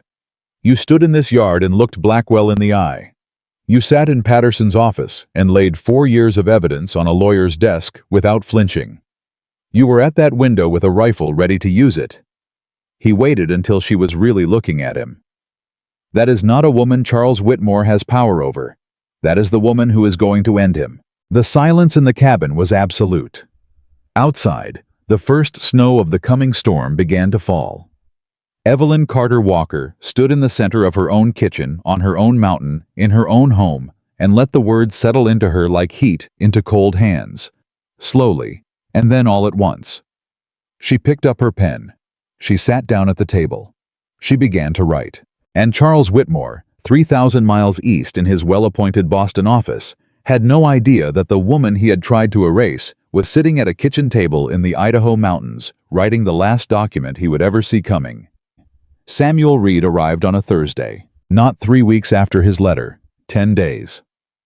Denver had resolved faster than anticipated. He wrote in the wire he sent ahead, and given the circumstances described in Nathaniel's most recent correspondence, he had judged that speed was the more important variable. Nathaniel rode down to meet him at the base of the trail, because the trail was not the kind of thing you navigated for the first time alone in late February, and because he wanted to look the man in the eye before he brought him into his home. Reed was not what he had pictured. He was medium height, somewhere in his early 50s, with a quiet, deliberate quality about him that made him seem both unremarkable and entirely watchful at once. He had the kind of face that forgot easily. Nothing about it that drew the eye or held it, which Nathaniel suspected was professionally useful for a man who made his living finding things people were trying to hide. They shook hands at the bottom of the trail. Reed had a firm grip and didn't try to compensate for the size difference by making it firmer than it needed to be. Nathaniel approved of that. "You made good time," Nathaniel said. "The situation warranted it." Reed looked up at the trail. 3 visits in 2 weeks is a man who's running, not a man who's fishing. When a man runs, he makes mistakes. I'd rather be here when the mistakes happen. They rode up in relative quiet. "Near the top," Reed said. "The second complainant in Boston. I didn't want to put too much in the wire. His name is Arthur Greaves. He was Whitmore's head bookkeeper for 11 years. He went to a federal examiner 3 weeks ago with records of his own." Nathaniel glanced at him. He kept records too, independently. Reed kept his eyes on the trail. He didn't know about Mrs. Walker's journal. She didn't know about his records. 2 separate people, in the same office, watching the same crimes, keeping the same kind of careful documentation for overlapping periods. He paused. When the federal examiner saw both sets together, he described it as the most thoroughly documented fraud case he had encountered in 22 years of practice. Nathaniel rode that in silence for a moment. "Charles Whitmore," he said, "made the mistake of surrounding himself with intelligent people and then treating them badly." "That is," Reed said, "an elegant summary of the situation, yes." Evelyn was at the table when they came in, the annotated journal and her timeline spread before her, and she stood when the door opened with the particular readiness of someone who had been expecting this moment and preparing for it, and was still not entirely sure how to be in it. Reed removed his hat when he saw her. "Mrs. Walker," he said. "Samuel Reed. Mr. Reed." She looked at him carefully. The assessment was quick and thorough and not remotely subtle, and Reed accepted it without discomfort. "You said in your wire that you'd made preliminary inquiries in Boston." "I did." "Tell me about Arthur Greaves." Reed looked at her for one moment. Then he pulled out a chair and sat down, and Nathaniel understood that the man had just registered something about Evelyn Walker that reorganized his expectations and was adjusting accordingly. He told her about Greaves. She listened without interrupting, which was a thing Nathaniel had come to recognize as one of her particular skills. Not passive listening, but active and precise, the kind that filed and cross-referenced while it absorbed. When Reed finished, she was quiet for a moment. "The transfers in February of 1875, she said. "The ones I noted in the journal as irregular. Greaves would have the corresponding entries from the main ledger." "He does," Reed said. "I've seen them. They align with your notations exactly." "And the accounts? The names on the receiving accounts. Do any of them appear in his records as well?" "3 of them." She looked at the journal. "Then there's no gap. The records are continuous. Mine begin where his company records left it ambiguous, and they extend the documentation through the period when I was managing the accounts directly." She looked up at Reed. "He can't claim I fabricated mine without also claiming Greaves fabricated his. And he can't claim Greaves fabricated his without explaining why a man who worked for him loyally for 11 years would do so." Reed looked at her with the expression of a man who had expected to spend considerable time explaining things, and was recalibrating. "Mrs. Walker," he said, "I believe you may have just summarized the prosecution's central argument more clearly than the federal examiner did." "I've had 4 years to think about it," she said. They worked through the afternoon and into the evening.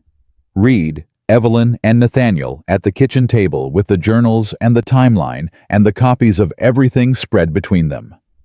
Reed asked questions with the methodical precision of a man who had learned that thoroughness now prevented disaster later, and Evelyn answered every one of them with the calm, documented accuracy that Nathaniel had watched her build over 3 months of annotating and recording and refusing to let fear make her less exact. At one point, Reed asked about the November 1874 transfer, a large sum, routed through an account Evelyn had flagged as suspicious, and she produced her notation, then turned to a specific page in the timeline and read the entry aloud.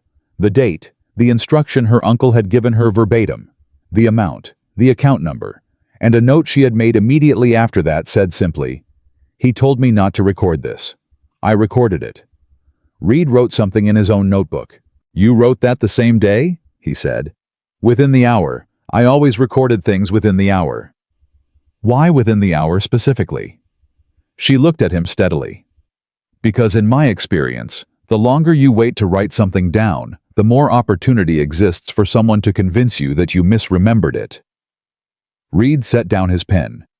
He looked at her for a moment with an expression that was not professional assessment, but something quieter and more genuine. "Mrs. Walker," he said, "I have interviewed a great many witnesses in my career.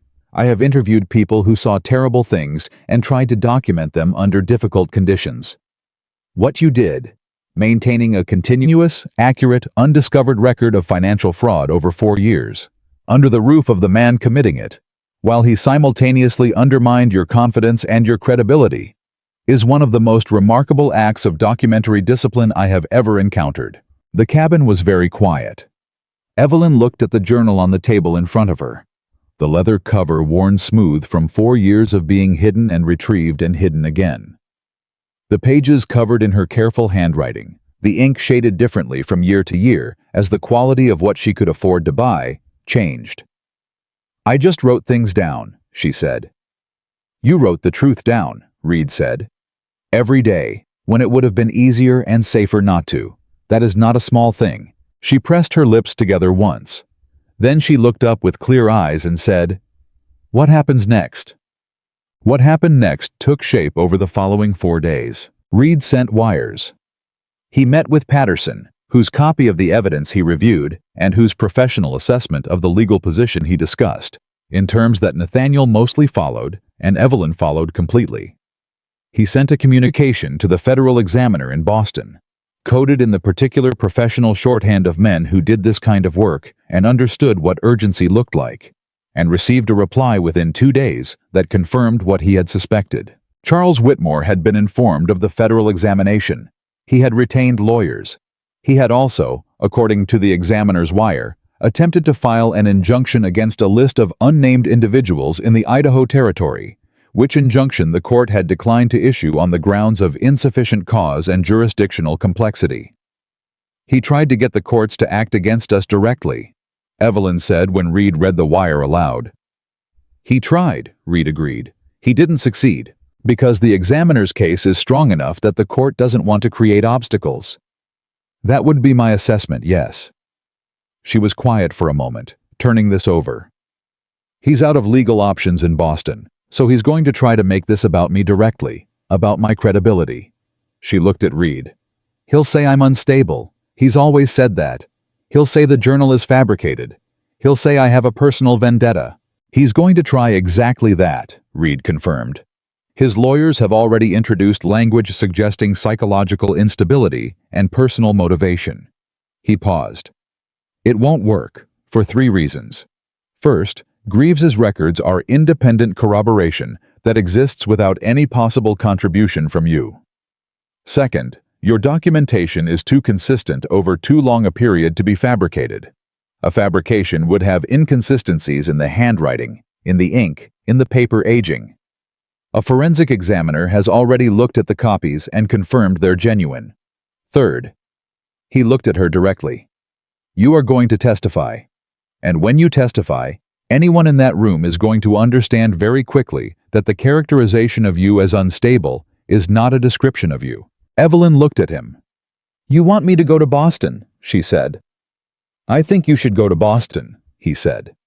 I think your presence, your testimony, delivered in your own words, in your own manner, closes the last door Charles Whitmore has. He paused. But this is entirely your decision. The case proceeds without you. It is simply stronger with you. The silence that followed was long. Nathaniel sat across the table and said nothing, because this was not his decision to make, and he understood that. He had an opinion. He would share it when she asked for it. Until then, he sat with his coffee and let her think. She thought for a while. Then she looked at Nathaniel. You'd come with me, she said. Not a question. Every mile, he said. She looked back at Reed. When? The examination is scheduled for 6 weeks from now. We would need to leave within the fortnight to arrive comfortably. 6 weeks, she said. That's enough time. For what? Reed asked. For everything, she said, and there was something in her voice that had not been there before, a forward-leaning quality, the tone of a person who has been in a defensive position for so long that offense feels like a foreign country, and who has just decided to go there anyway. I want to be completely prepared, every notation explained, every date accounted for, every number verified. I want to walk into that room, knowing that answer to every question he tries to throw at me. She held Reed's gaze. I am not going to Boston to survive this. I'm going to end it. Reed looked at her for a moment. All right, he said quietly. Then let's get to work. The last attack came before they were ready for it, which was when attacks always came. It was 9 days after Reed's arrival, 5 days before they were due to leave for Boston, and it came not in the form of riders at the fence line or a man at the yard gate, but in the form of a wire delivered to the ranch by a rider from Clearwater at 7 in the morning. The rider was Gerald Hoyt's nephew, which meant the wire had been vetted before it was delivered, which meant Hoyt had read it and judged it important enough to send immediately. Nathaniel read it first. He read it twice. Then he brought it inside and set it on the table in front of Evelyn without a word. She read it. Her face went very still. The wire was from a lawyer in Boston. Not Charles's lawyer, but a separate firm. And it stated that Charles Whitmore had filed a civil action in a Boston court naming Evelyn Carter, formerly of Boston, as the primary perpetrator of the fraud that was currently under federal examination. It claimed that Evelyn had used her position managing the accounts to systematically embezzle funds over a 4-year period, that Charles Whitmore was the victim of this scheme and not its architect, and that the evidence she had produced was a fabrication designed to shift blame. It also stated that Charles Whitmore had filed for a warrant of arrest, not a notice, a warrant. For a full minute, nobody said anything. Then Reed, who had come in from the back room when he heard the rider, read the wire over Evelyn's shoulder and said, "He's bluffing." "Is he?" she said. Her voice was completely flat. A warrant issued in Massachusetts has no immediate standing in Idaho territory. It requires federal endorsement to be enforceable across jurisdictions, and the federal examiner who is currently investigating Charles Whitmore for fraud is not going to endorse a warrant against his primary witness. Reed set the wire on the table. This is a pressure move. He's trying to frighten you into not testifying. He's trying to make you feel like going to Boston means walking into a trap. It might mean walking into a trap, she said. It might, Reed said. That is why I am going with you, and why we are going to the federal examiner's office before we go anywhere near a civil court. He looked at her steadily. Evelyn, I have been doing this for 23 years. I have seen this move before. It is the move of a man who has run out of real options and is trying to create confusion where there is none. He paused. But you need to decide, right now. Do you go, knowing this is out there, knowing he has filed this, knowing he is going to fight every inch of the way? Or do you stay? The question sat in the cabin like something solid. Nathaniel watched her. He had watched her for 4 months. He had watched her learn to sit in a warm chair and eat a full meal and laugh at a fence post and fire a rifle and look men she was afraid of directly in the eye. He had watched her write 4 years of fear into organized evidence that 2 separate professionals had described as remarkable. He had watched her go from a woman who slept on the floor because she believed she hadn't earned the right to warmth to a woman who stood in a February yard and told a man sent to intimidate her exactly what she thought of his employer. I knew what she was going to say. He waited for her to say it. She picked up the wire. She folded it. She set it in the evidence file she had created and organized and maintained for 4 months with the same meticulous hand that had maintained the journal for 4 years. I'm going, she said. The night before they left for Boston, Nathaniel found her standing in the center of the cabin with her packed bag near the door, and the lamp low and the fire burning, looking at the corner of the room near the hearth. The corner where she had slept on the floor the night he came home. He stood in the doorway and watched her for a moment before she heard him. Thinking, he said. She didn't startle. She had stopped startling at his voice months ago, sometime around Christmas, around the time she started reading to him by the fire, and sitting at the table until the lamp needed trimming and saying what she thought without calculating the cost first. Remembering, she said. He came to stand beside her. He looked at the corner, at the floor where the thin blanket had been, at the fireplace that was now, in the way of things that had been maintained and tended and properly fed all winter, burning steadily and well. A lot happened in that corner, she said. A lot happened in this whole cabin, he said. She looked at him sideways. Do you regret it? The agency? The arrangement? Bringing home a woman with a 4-year conspiracy hidden in her coat lining? He considered the question with the seriousness it deserved. I regret that you had 4 years of it before you got here, he said. I don't regret a single day since. She was quiet for a moment. I don't either, she said. He reached over and took her hand. Not dramatically. Just took it. The way you took the hand of someone who was yours, and who you were theirs. The simple completed circuit of it. She held on. I'm scared, she said. About tomorrow, about Boston, about the courtroom. I know? I keep thinking about what he's going to say, what his lawyers are going to say, how they're going to describe me. She tightened her grip slightly. He's very good at making people look at me and see what he tells them to see. He's had practice making you believe that, Nathaniel said. But those are 2 different things. He turned to face her.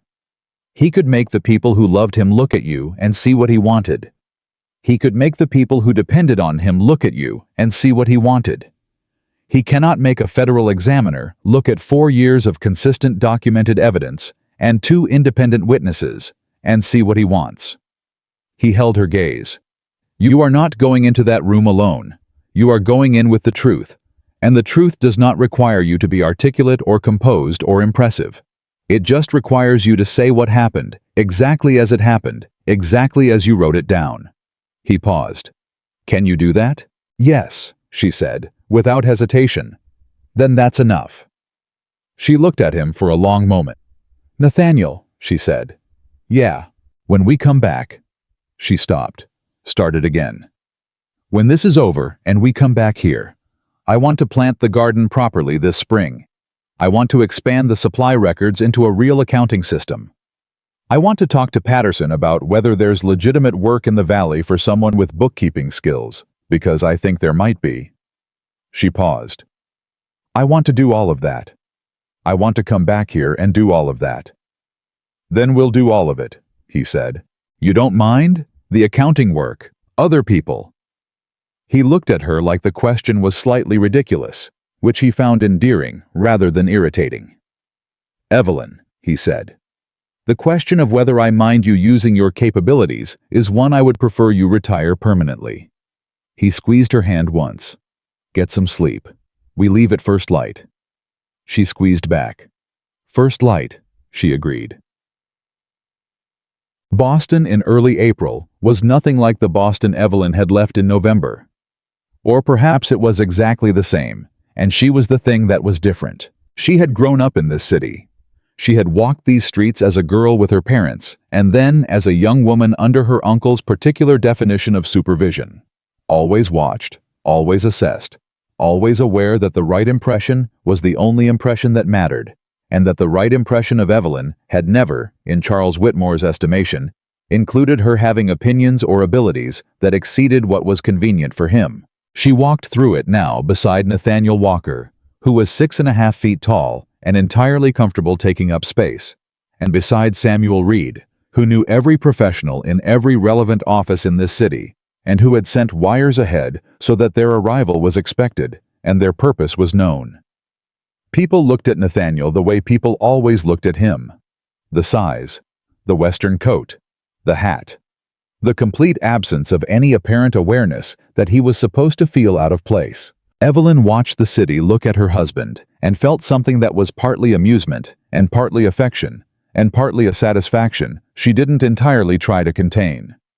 Charles Whitmore moved through this city like a man who owned it. She arrived in it like a woman who had already won. The Federal Examiner's office was on the 3rd floor of a building on State Street, and the examiner himself, a compact, gray-haired man named Morrison, with ink-stained fingers and an expression of permanent mild skepticism, met them at the door and shook hands with Reed and then with Evelyn, and then looked at Nathaniel with a brief, evaluating pause. You must be the husband, he said. That's right, Nathaniel said. You've come a long way. Not far enough that I'd stop part way, Nathaniel said. Morrison looked at him for another moment. Something in his expression shifted very slightly. Not quite approval, but the near neighbor of it. Come in, he said. We have a great deal to discuss. They sat down with Morrison and his associate, a younger man named Clark, who took rapid, thorough notes, and who Evelyn recognized immediately as someone whose precision she respected. And they went through everything. All of it.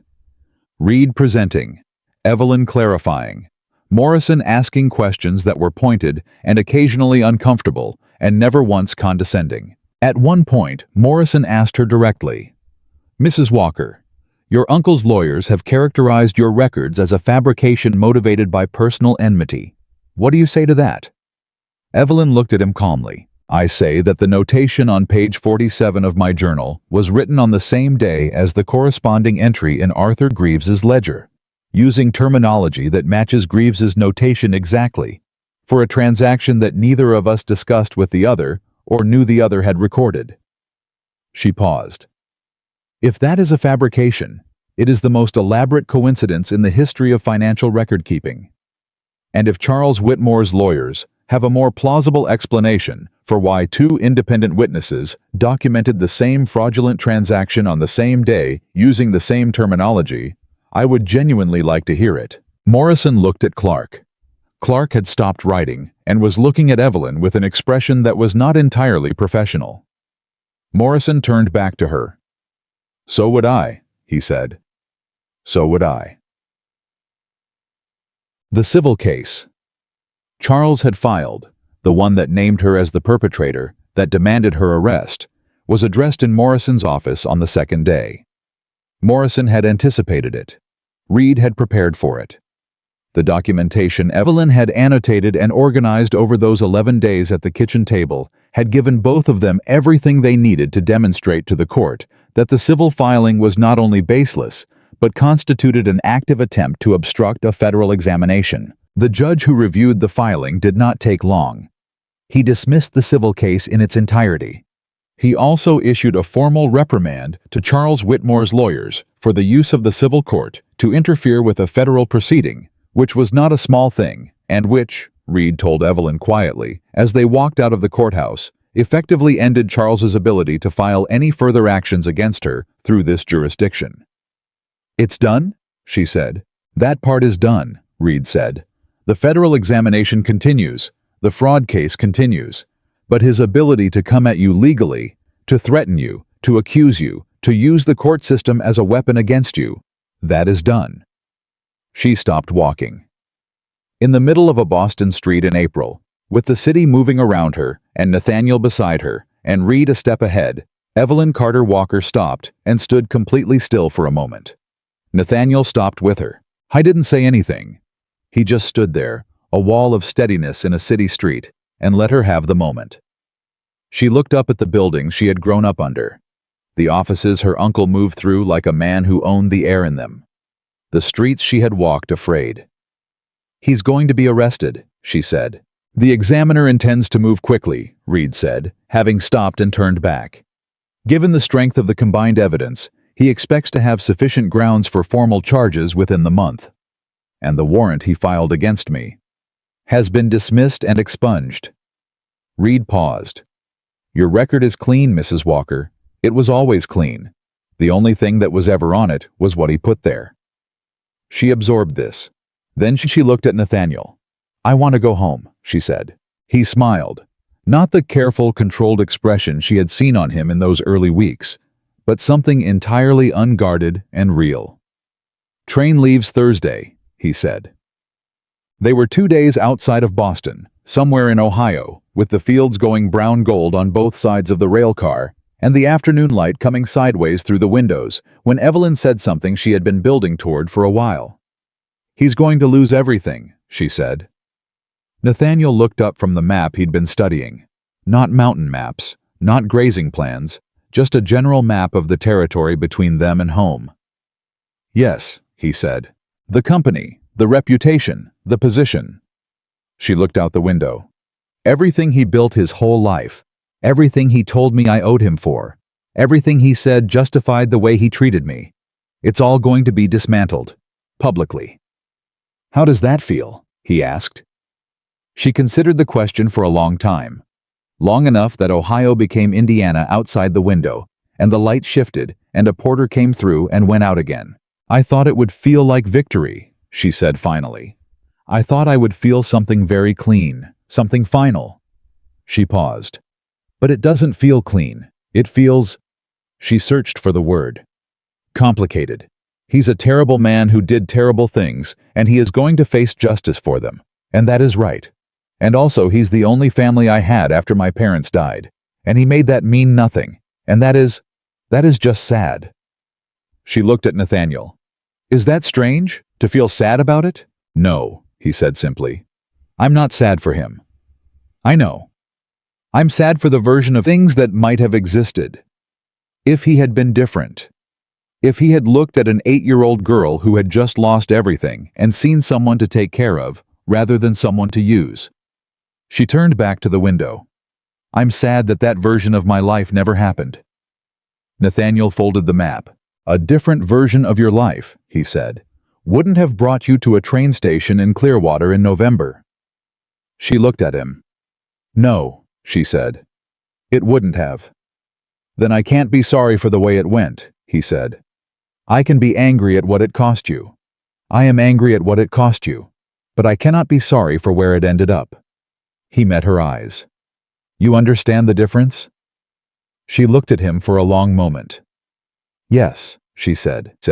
"I understand exactly the difference." Outside the window, Indiana gave way to Illinois, and the train moved steadily westward, and Evelyn Walker sat in a rail car beside her husband, going home to the mountain, where her garden would need planting, and her accounts were waiting, and her rifle was propped by the back door, and she felt, for the first time in longer than she could precisely locate, not the careful, controlled absence of fear that she had mistaken for contentment for years, but something actual and present and entirely her own.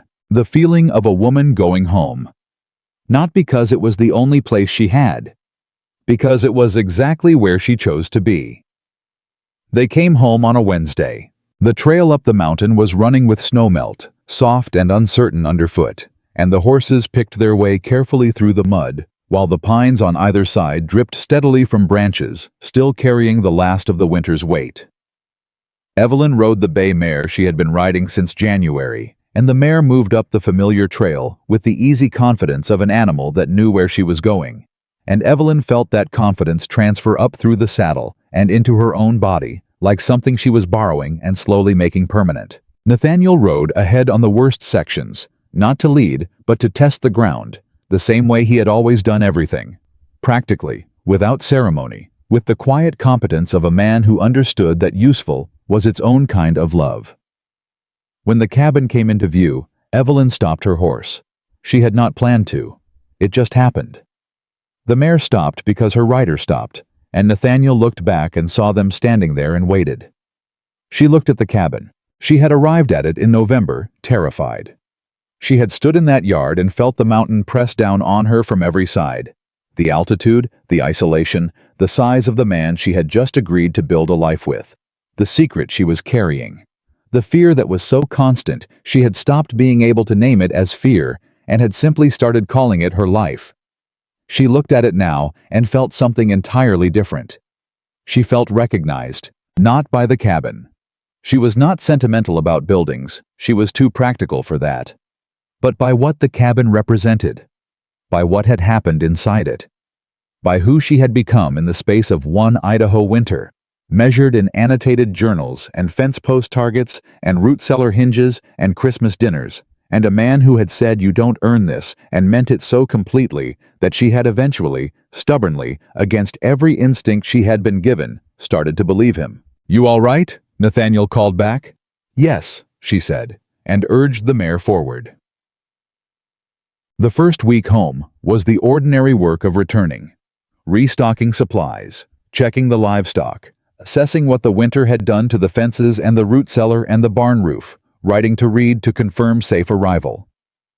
Evelyn moved through all of it with the particular efficiency of someone who had missed a place and was getting reacquainted with it quickly, touching each familiar task the way you touched a thing you'd been afraid of losing. The garden beds were still under the last of the frost. She walked them the second morning, pressing the toe of her boot into the edge where the soil had begun to soften, assessing the depth of the thaw, calculating when planting could begin. Nathaniel came and stood beside her. 2 weeks, she said. Maybe 3 for the north beds. I'll turn the soil this weekend if the weather holds. I want to expand the east beds. She looked at him. I've been thinking about it since January. If we extend them another 12 feet, we could grow enough that I could trade some of the surplus in Clearwater. Patterson mentioned that the hotel in town pays a good price for fresh vegetables in the summer months. Nathaniel looked at the east beds, looked at her. 12 feet is a lot of turning. You can turn the soil, she said. I'll do the planting. He laughed, a genuine, unguarded sound that she had learned to recognize as the realest version of him. Deal, he said. She looked at the beds for another moment. I also wrote to Patterson about the accounting work, before we left Boston. I wanted him to know we were coming back, and that the offer was still something I was interested in. He wrote back, Nathaniel said. She turned to look at him. When? Week before we got home, Gerald Hoyt held it for us. He reached into his coat and produced the letter. I was going to give it to you last night, but you fell asleep before supper was off the table, and it seemed unkind to wake you. She took the letter, read it standing in the muddy garden in the April morning. Patterson's letter was brief and direct in the way of all his communications. He had, he wrote, taken the liberty of mentioning her skills and situation to 3 clients who had expressed the need for reliable bookkeeping assistance, all of whom had expressed significant interest. He had also taken the liberty, he wrote, of describing her qualifications in terms that reflected accurately the level of work she had been doing. which was to say, considerably more accurate terms than anything Charles Whitmore had ever used. He closed with, "The Valley has been in need of someone with your capabilities for some time, Mrs. Walker. I am glad you have seen fit to stay." She folded the letter carefully. "3 clients," she said. "Good start," Nathaniel said. She looked at him with an expression that was still figuring out how to hold good things without immediately bracing for them to be taken away. "Good start," she agreed. The wire from Reed came in the 3rd week of April. Gerald Hoyt's nephew brought it up the mountain at a gallop, which told Nathaniel before he opened it that the content was significant.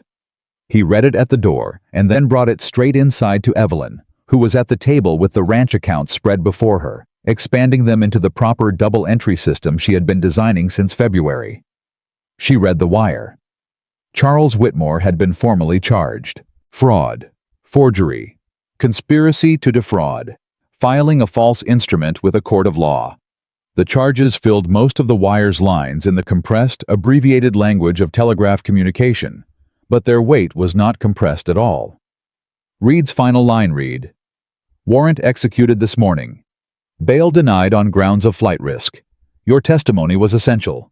It is done." Evelyn set the wire down on the table. She pressed both hands flat on the surface.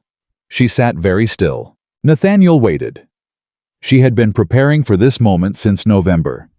She had known it was coming, had worked toward it, documented for it, traveled 3,000 miles, and sat in front of a federal examiner for it. She had known, intellectually, what it would mean when it arrived. She had not known, until this moment, what it would feel like in her body. "He's in custody," she said. "Yes. He can't—" She stopped, started again. "He can't send anyone else. He can't file anything else. He can't—" She looked up. "It's over." "It's over," Nathaniel said. She stood up from the table. She walked to the window, not looking out of it, just moving, the way people moved when they needed their body to process what their mind was working through. She stood there with her back to him for a long moment. When she turned around, her eyes were bright with something that was not quite tears, and not quite not tears. "I kept waiting," she said, "for it to feel unreal. In Boston, in the examiner's office, on the train." She shook her head slightly. "It feels real now." "It is real," he said. 4 years, she said. 4 years I kept that journal. 4 years I told myself it would matter someday. But I didn't actually believe it. Not fully. I kept the records because I didn't know what else to do. Because it was the only thing I had that was mine. The only thing he couldn't take if he didn't know about it. She looked at Nathaniel directly. "I didn't believe justice was a thing that happened to people like me."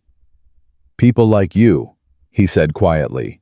"People without standing, without money, without—" She stopped. "Evelyn." His voice was low and steady. "Look around you."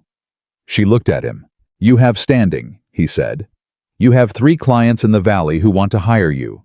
You have a lawyer who described your qualifications to them in the most accurate terms he could find.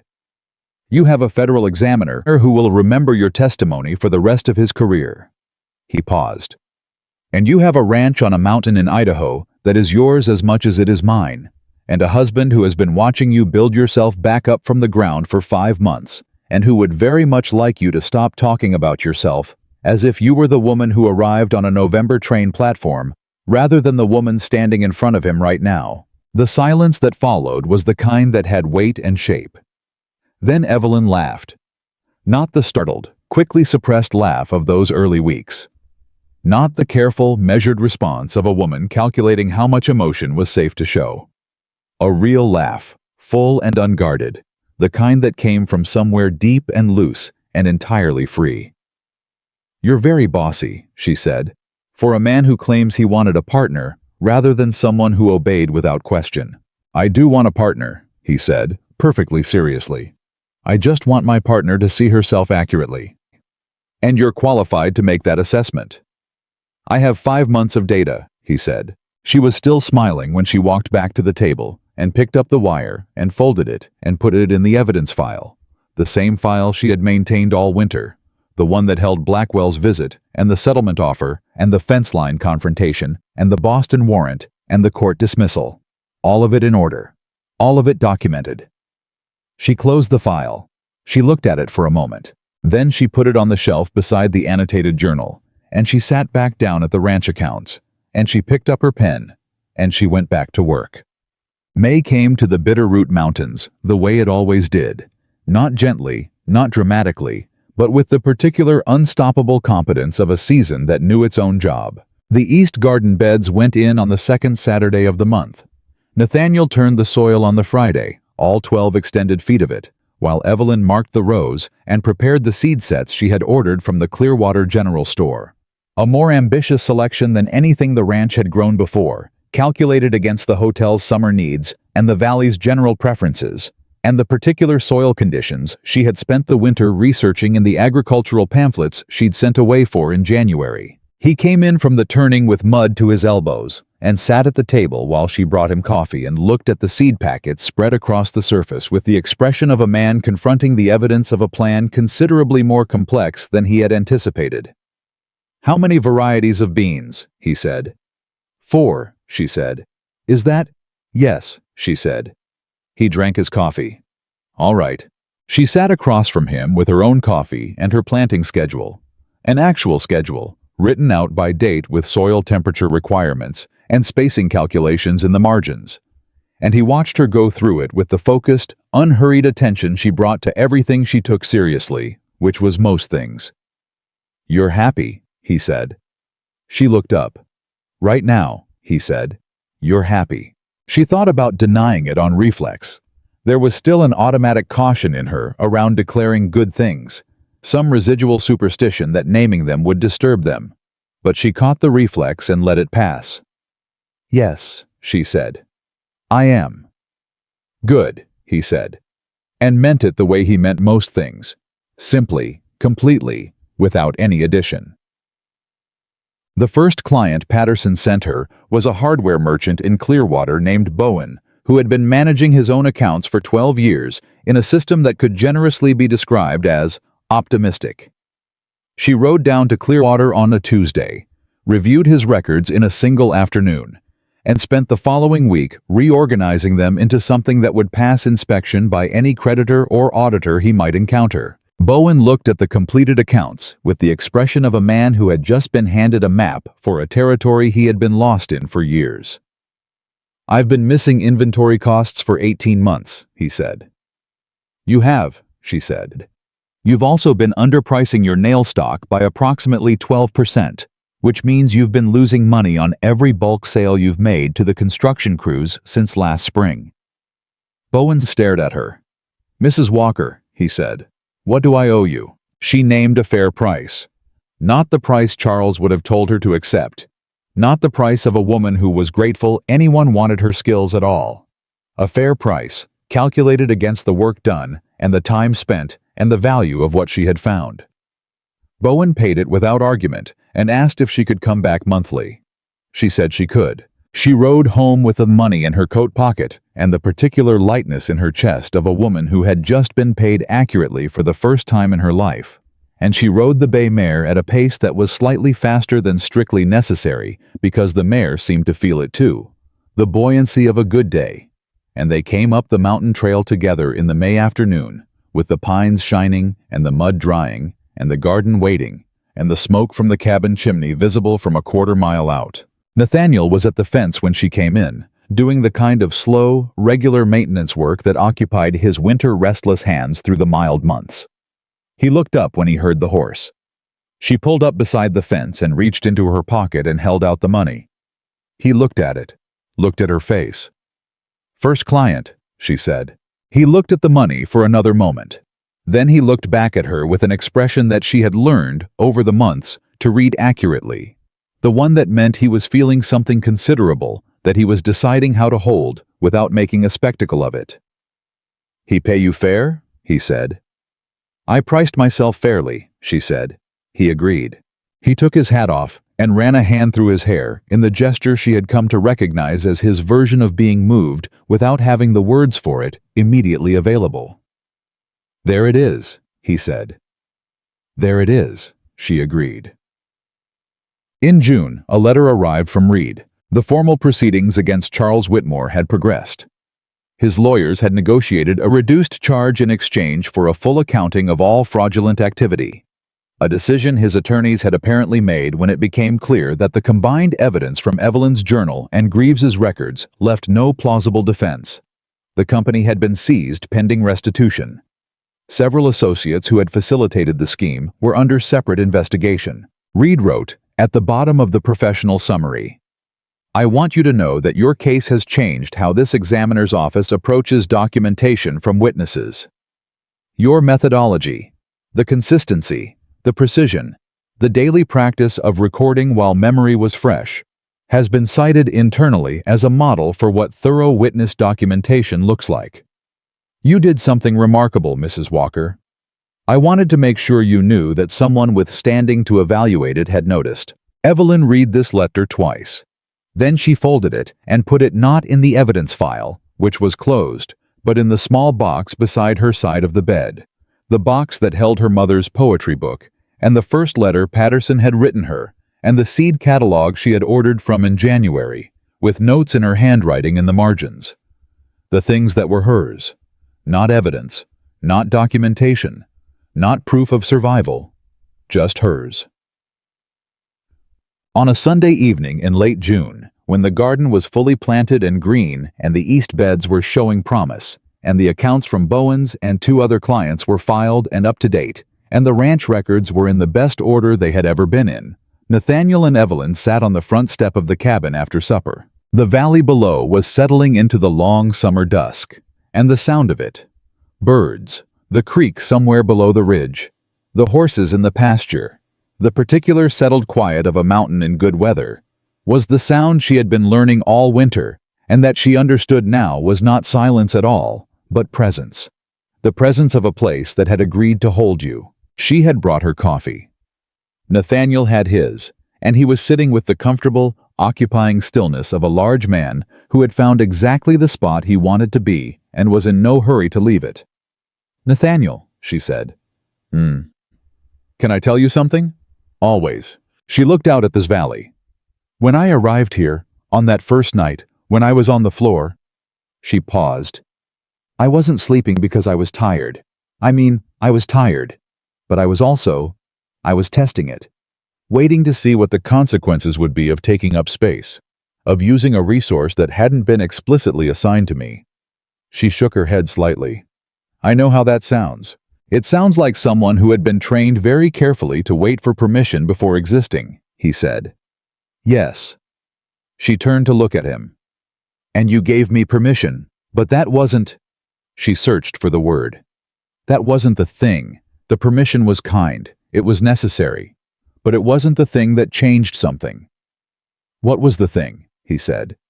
She thought about it. The root cellar door, she said. That morning in December when I told you how to fix it and you said, come show me. Not, good idea, I'll try that. Not, yes, you're probably right. You said come show me. You handed the problem to me. You treated my knowledge as something worth using rather than something worth acknowledging and then proceeding without. She paused. That was when I started to think that maybe I was here. Actually here.